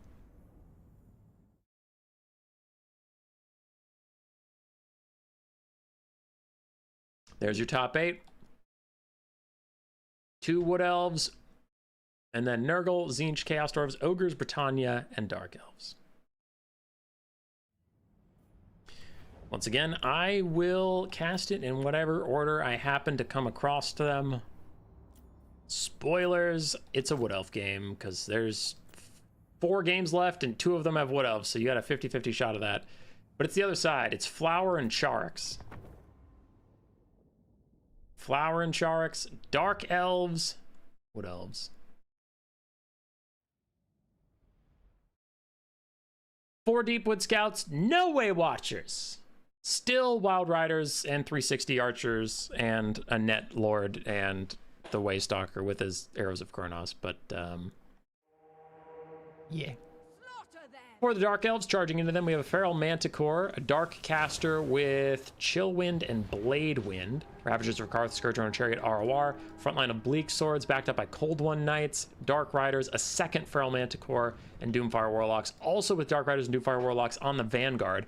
But the Wood Elves have already spotted them with Wild Hunters of Kurnos, Wild Riders, and Glade Riders charging up after those flanking Dark Elves. We do have a couple Dryads, 4 Deepwood Scouts, a Branch Wraith with Melkoths and Earthblood, a Glady with Pravenoth Rema, and then a Waystalker, though a rough start for the Wood Elves. The Waystalker gets caught by the Feral Manticore and some Cold One Knights, and then the back line, like we said before... Ooh, wait, no, that would be a rough start for the Dark Elves. So the Dark Elves are losing their flank, while the Wood Elves are maybe losing their hero right away. The Dark Elves still try and retreat up there. Terror Route out of the Waystalker, but he is going to get to safety as the Dark Elves don't commit anything to actually chasing him down. Branch Wraith is chasing after the Cold Knights, who are just trying to dive with the Feral Manticores, with everything. Chillwind is applying Frostbite to the Deepwood Scouts to try and slow them down a little bit. As the Dark Elf Cavalry, some of them are going to punish the Wood Elves that were hitting their guys. The other ones are going to dive the Deepwood Scouts. So this has been a very aggressive push from the Dark Elves. Ravagers of Karth and the Feral Manticore get caught up in the Dryads, and the Feral Manticore is Rampage, meaning he's probably going to stay there until he dies. Dark Elf Lord is down to half HP. We have a Soul Blight and a Doombolt coming in from the Doomfire Warlocks. Really good damage onto the Wild Hunters of Kurnos, getting a good amount of HP off those guys. Other Wild Riders are collapsing in, though. The Dark Elves are having a tough time in the Cav v Cav fight. They're having a tough time chasing down the skirmishing archers as well. Feral Manticore gets rampaged. Soon he will be distracted, probably fighting the Glady as we speak. Some Cold One Knights did get through. The Deepwood Scouts are getting some decent damage, but despite all of the charging everybody did, 3 out of the 4 Deepwood Scouts are still full HP and firing. One of them is sprinting straight into Cold One Knights, however. Definitely not paying attention to where they ended up, but it seems like it's going to be largely okay. Another Chill Wind is out. Doomfire Warlock's doing really good damage onto the Wild Riders, and this is the big moment for the Dark Elves. Whenever they get that Murderous Prowess proc, is when they need to get a lot done. Plus, buffs up their leadership, puts all their units back to fresh, but also just the extra damage they can get out can really help finish off some problems. The Glady was chasing around the Supreme Sorceress of Dark. A Feral Manticore and some Dread Spears are going to peel for her and make everything okay. Wood Elves are ahead on the balance of power. There are 3 Deepwood Scouts up on the hill and firing down into the pits. The Wild Riders will not break. The Doomfire Warlocks will, however, and all the cavalry for the Dark Elves is breaking around the same time, leaving just infantry and wounded single entities to try and hunt down these archers, which just doesn't seem very likely. Dark Elf frontline is overall winning, but who cares? You're fighting Wood Elves. They don't give a single shit about the front line. Feral Manticore is currently locked down in some stuff. I think on Deepwood Scout Volley is probably going to take it out soon, but for now, those Deepwood Scouts are actually trying to kill Dread Spears.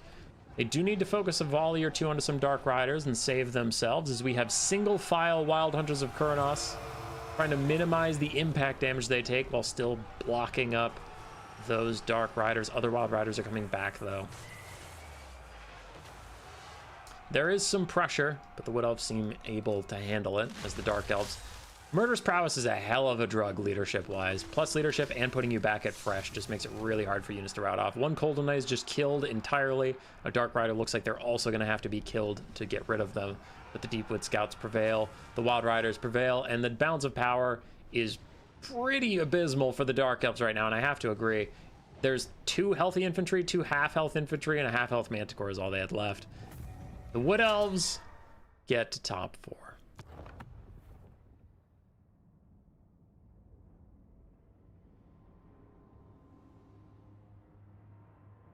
Doomfire Warlocks did well. Most other things struggled. One of the Cold Knights did okay, I guess. For Charx, his Lord did fine. Waystalker did surprisingly well, considering it was, like, punked right away.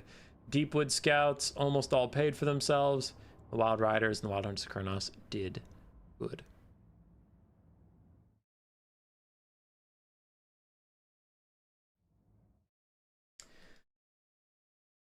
Wood Elves are our first top 4. That one back there. All right, next one I find goes Sipa Kukinko, Nurgle, and Tzeentch.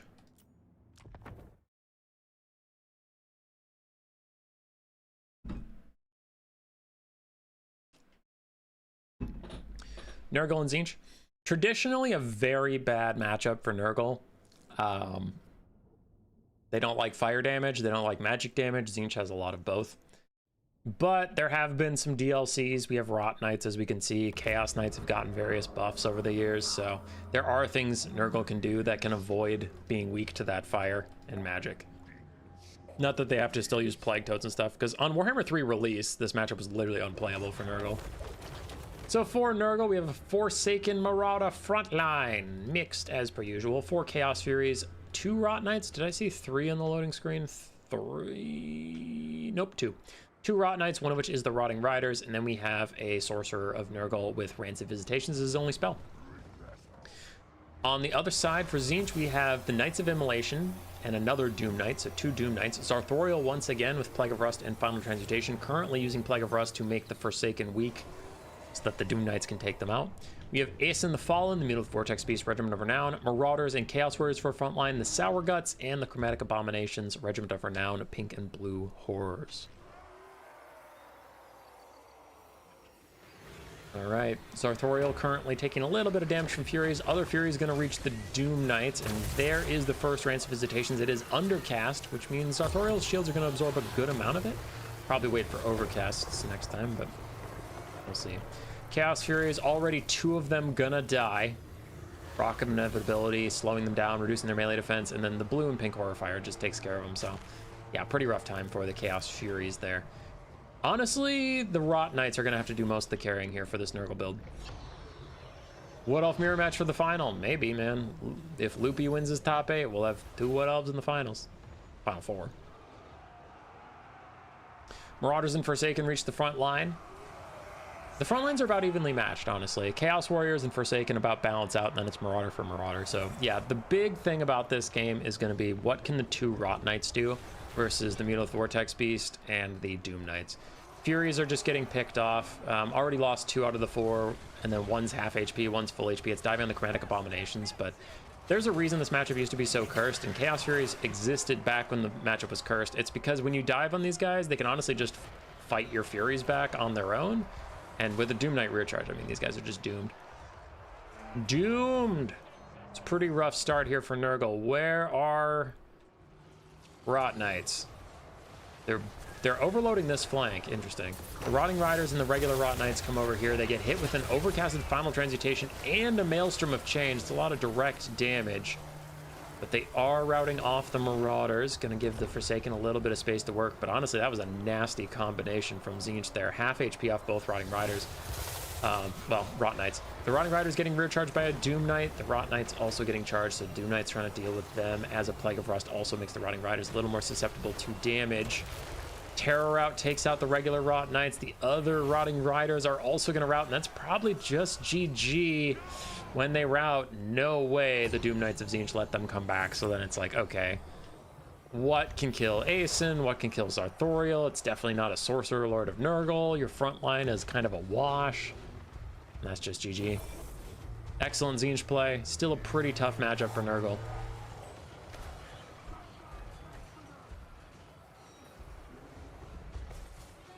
And that is that. Army losses is already about to hit in a crisp 3.5-minute game. I'm kind of surprised it hasn't hit already. There it is.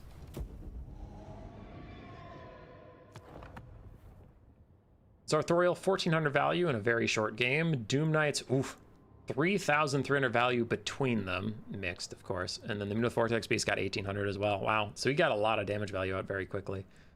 Frontline for Nurgle and for Tzeentch, neither frontline did very much. Rot Knights getting a combined 600 value, excuse me.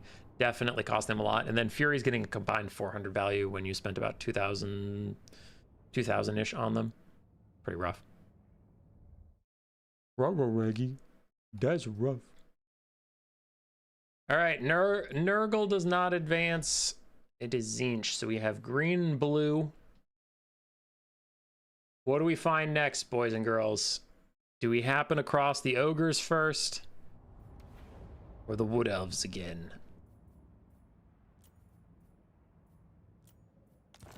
I found both, so I'm going to go with the Bretonnia versus Ogres.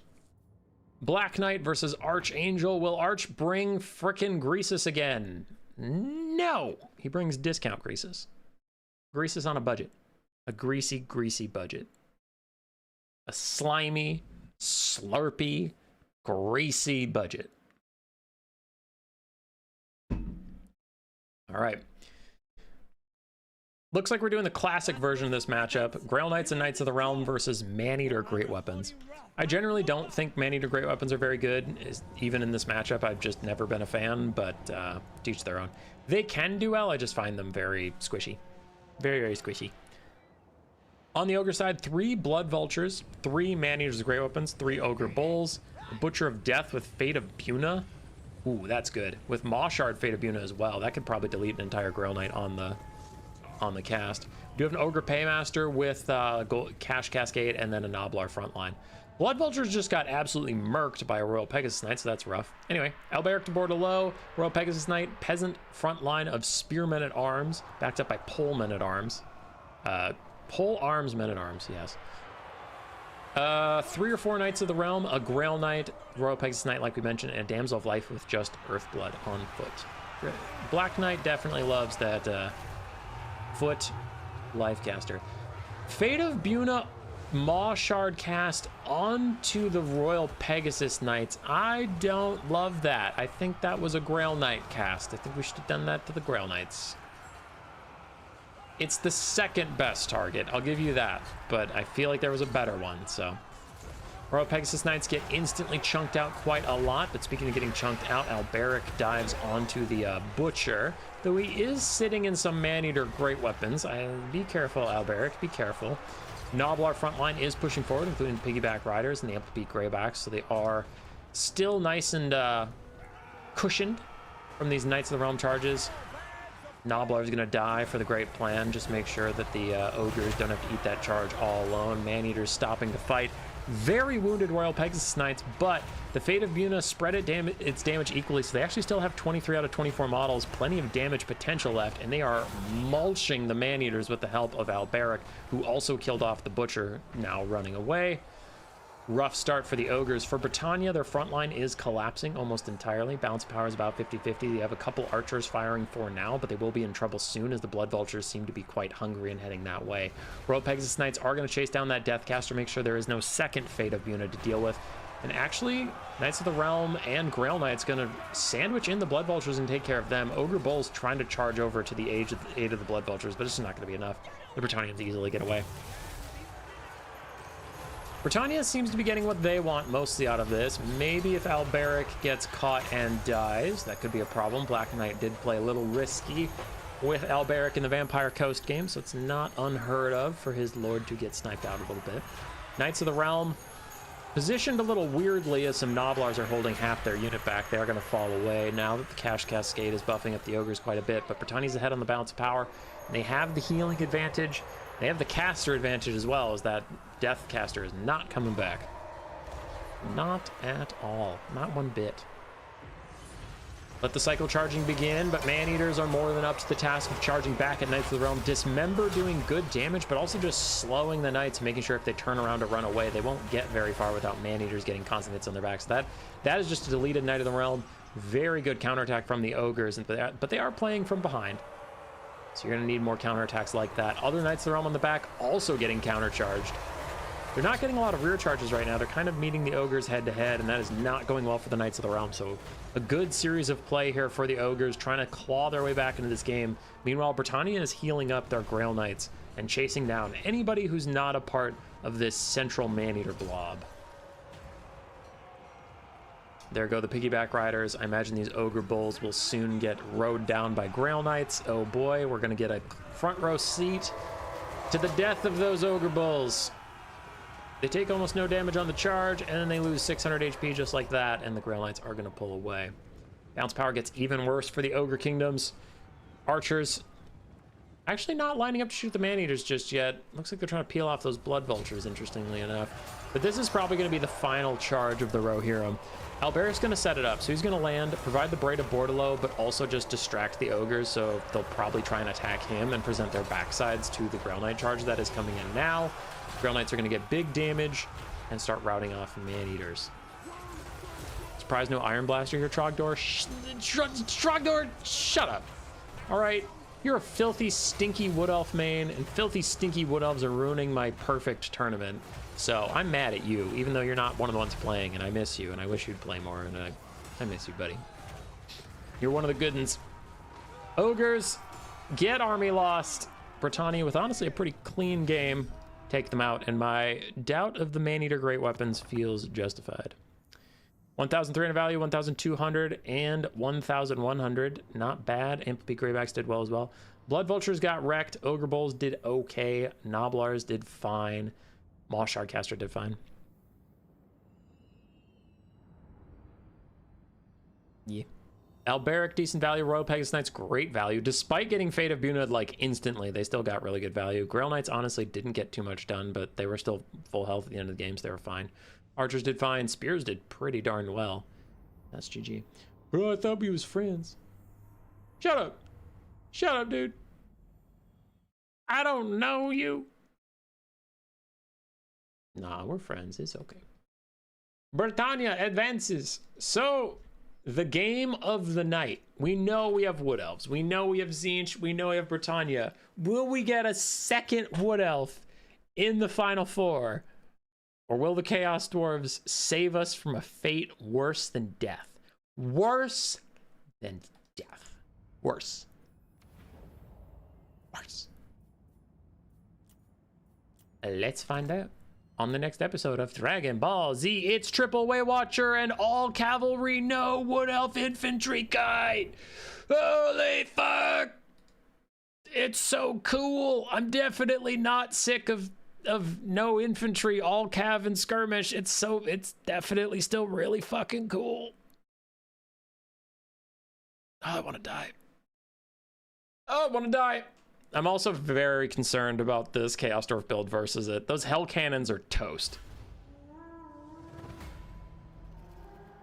Okay, he's got a good amount of distance. So what he's probably going to do is he's probably going to buy a lot of space, because if those Way Watchers get in range of the Hell Cannons, he's doomed. All right, double Hell Cannon, Goblin Laborers, Chaos Dwarf Warrior frontline, including the Blazing Beards, and then we have 4 Hobgoblin Wolf Raiders and a Sorcerer Prophet of Death with Fate of Bunad and Spirit Leech up in the sky, and I'll Bale Taurus. The other side, we have the Sisters of Twilight with their Eagle Quiver. Oh, no. Does he have an Arrow of Kurnos? Yeah, he does. Okay, Arrow of Kurnos and the Eagle Quiver and the Sisters of Twilight. They're just going to try and snipe the Hell Cannons from crazy distance. Okay. For the Wood Elves, Sister of Twilight, Waystalker, we talked about them briefly. We also have a Branch Wraith with Earthblood and Melkoth Mystifying Miasma. 3 Way Watchers, including the Hawkeyes of Jakira, then Wild Riders, Sisters of the Thorn, and Glade Riders to peel for them. One side is sitting on the other side of the map trying to use artillery, but he has to waddle to get in range of the Wood Elves. The Wood Elves appear to be backing off, so I will ×3 speed until something happens. Dun dun dun dun dun dun dun dun dun dun dun dun dun dun dun dun dun dun dun dun. Spirit Leech versus a bow. Dun dun dun dun. Hell Cannon's gonna get in range. Dun dun dun dun dun dun dun dun dun dun dun dun dun dun. Next Arrow of Kurnos is probably coming off. Cooldown within like 30 seconds. Bam, bam, bam, bam. There go the Way Watchers and a Melkoth Mystifying Miasma to kill Wolf Raider Spears. That one couldn't flow very well. Hell Cannon's finally got in range of something they feel like shooting at, apparently, as the Wood Elves fall back out of range. Oof. Yeah, double Hell Cannon shot onto the Sisters of Twilight, who continue to try and harass the Sorcerer Prophet of Death, but they probably need to fall back until their next Eagle Quiver is up. Earthblood to heal them right back up. Hell Cannons, realizing that they're just getting kited, are just going to sit and fire at the Sisters of Twilight and try and get some free damage out that way. But the Sisters are pretty good at dodging on their little Eagle Mount, and say goodbye to one of your Hell Cannons, dude. Wow, it has tanked 2 Eagle Quivers and an Arrow of Kurnos. Can it tank a second Arrow of Kurnos? No, the answer is no. It is dead. You're down to 1 Hell Cannon, Chaos Dwarves.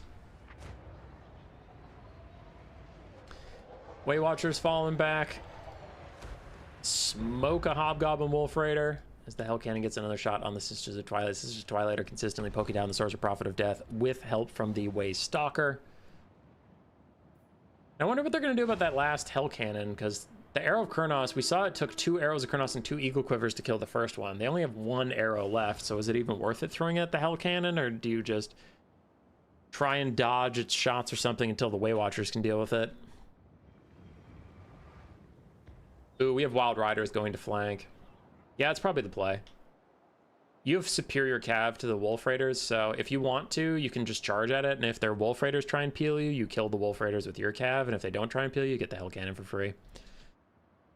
The only reason he's waiting to move in is he wants the rest of the army to get sufficiently far away. Meanwhile, Way Watcher's still going nuts on the Chaos Dwarf Warrior front line. Silver Shields and 85 armor. Not saving them. Currently, another Spirit Leech down on the Sisters of Twilight. The Hell Cannon lumbers forward to get back in range. The Wood Elves fall back. Chaos Dwarves have captured the point. The Wood Elves held it briefly. So now we have a 10-minute timer until the end of the game. Way Watchers continuing to shoot at the Chaos Dwarf Warriors. Again, their ammo is a pseudo-precious resource. And there goes an arrow of Kurnos into the Cathay Fireborn. Just gets a bit of damage, but like we said before, it's not enough to kill the Hell Cannon, so they're not even going to bother with it. So this is the Twilight getting decently low. They have Earthblood for healing, and then they didn't bring their Conjoined Destiny, because honestly, their Conjoined Destiny sucks, so I'm fine with them not bringing it. Here we go. 2 Wild Riders and a Glade Rider lining up in the backfield ready to take a fight. And honestly, this is a fight they could win. They're more worried about that Cathay Fireborn or the Hobgoblin Archers being nearby. More Spirit Leeches for the Spirit Leech gods. And in go some Wild Riders with a bit of a free charge, trying to route some Goblin Laborers, Chaos Dwarf Warriors that were debuffed already by the Hawkeyes of Jakira -16 leadership. Just starting to get them routing. The Sisters continue to poke the Sorcerer Prophet of Death, who does have healing from the Chalice of Blood and Darkness, but he needs that that Branch Wraith to cast some spells within range of him. And the Wood Elf Kite continues, man. Continues. Wild Riders, so far, happy not to take a fight with the Hobgoblin Wolf Raiders, which I find interesting. You'd think that they would want to. Way Watchers pour fire in around the Branch Wraith, killing off some Chaos Dwarf Warriors who maybe had their backs turned because they're surrounding a small single entity. Consider air-fried summer sausage with hot sauce. Sounds pretty good. Sounds pretty good. Charge in from some Wild Riders, routes off the Chaos Dwarf Warriors. Of course, Prophet of Death is still down to about 2,000 HP, and the Wild Riders are starting to close in. Maybe going to take that engagement after all. Sisters of Twilight are like 2 Spirit Leeches from dead. We sinned in a past life to be stuck here? Yeah. Hashtag fuck Wood Elves.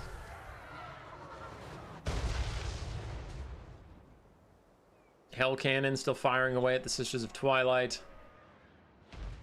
Some Chaos Dwarf Warriors actually managed to find the Way Watchers, and they'll be on them for all of 2 seconds before that Wild Rider takes them out. Sisters dodge another Hell Cannon shot. Still, these Wild Riders in the backfield don't feel like taking a fight with the Hobgoblin Wolf Raiders, so I guess they just won't, as the Way Stalker and the Sisters are trying to poke down the Sorcerer Prophet of Death whenever they can. There's another shot from them. Like we said, Chaos Dwarf Warriors are getting peeled out.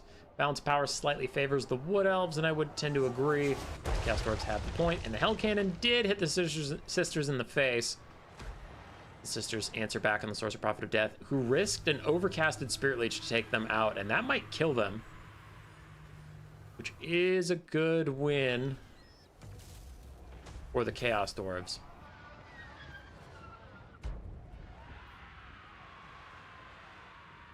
All right, a Glade Rider with Spears gets taken down. The Sisters of Twilight are dead. The Chaos Dwarf showing signs of life. But all 3 Way Watchers still pretty healthy and happy. How are the Wild Riders doing? Sisters of Thorn are literally full HP. Wild Riders are all full HP too, yeah. It's a little rough. Hell Cannon's just shooting at anything at this point. 9 ammunition left. Glade Riders, I don't really know what they're trying to bait just yet. The Wild Riders aren't in position to punish that, so they're just getting a little cheeky. Getting a little cheeky. Sisters of Thorn trying to charge over. They're trying to get a volley off onto the Sorcerer Prophet of Death and get him to route off where they can kill him. 500 HP left for him. It looks like he is going to route, but that was not worth it. They took so much damage on the Sisters of the Thorn for that volley of damage. That was not worth it. This is something I expected to see a long time ago. Wild Riders just charging. You can see they absolutely murk the Hobgoblin Wolf Raiders. So it's like, yeah, defend your Hell Cannon. I'll just kill you anyway. So I do like that. Don't like this, the Sisters of the Thorn maybe throwing their lives away, but they're going to heal up with some Earth Bloods in the background. Still taking some damage, but the Wild Rider's doing good. Waystalker, I believe. Yes, he did. He did kill that Chaos Dwarf Lord. That is going to make the Hobgoblin Wolf Raiders' leadership pretty abysmal. They're all going to retreat. Now the Cathay Fireborn are back to peel the Wild Riders. Even the Blazing Beards of Bozrok, though, the Regiment of Renowned Chaos Dwarf Warriors, running low on leadership without their Lord and with the Hawkeyes of Jakira, minus 16. Oof. Discouraged leadership debuff. Gonna rout the Hobgoblins with one volley from all three of those Way Watchers, and then they continue to fall back. Sisters of the Thorn gonna run down some stuff. Wood Elves look like they're just peeling out to run down anything that routes away from the main formation. Cathay Fireborn still a dangerous thing in melee, but they're down to less than half HP as the Way Watchers had something to say about that. Balance of power is getting pretty low.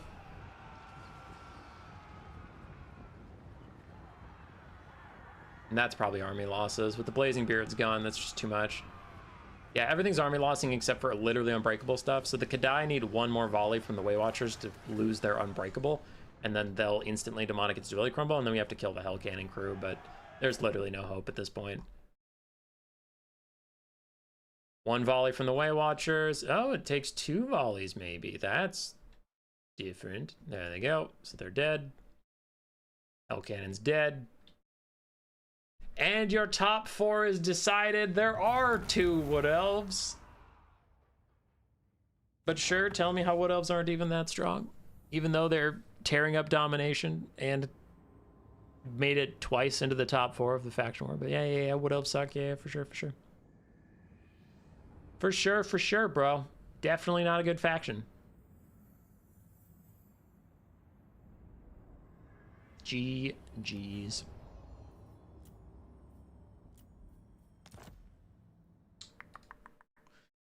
See some replays for a fun event we got coming up for y'all, but for now we gotta finalize the top four. It is Tzeentch versus Wood Elves, Bretonnia versus Wood Elves, and then the final will be Wood Elves versus Wood Elves on Sunday. None of these games have been played. They'll be played live Sunday. Come watch Wood Elves, be Wood Elves for Wood Elf things, and Wood Elf and Elves of the Wood, perhaps. I don't know why you're getting to see this, but the World Cup winners from a while ago are getting their artwork done right now, so that'll be done in the coming days, but we're working on it. Okay? It takes a long time to get this good art done. Anyway, I'm leaving now, so you all have a good day. Good night. Good night. Go away. Shoot. Go away.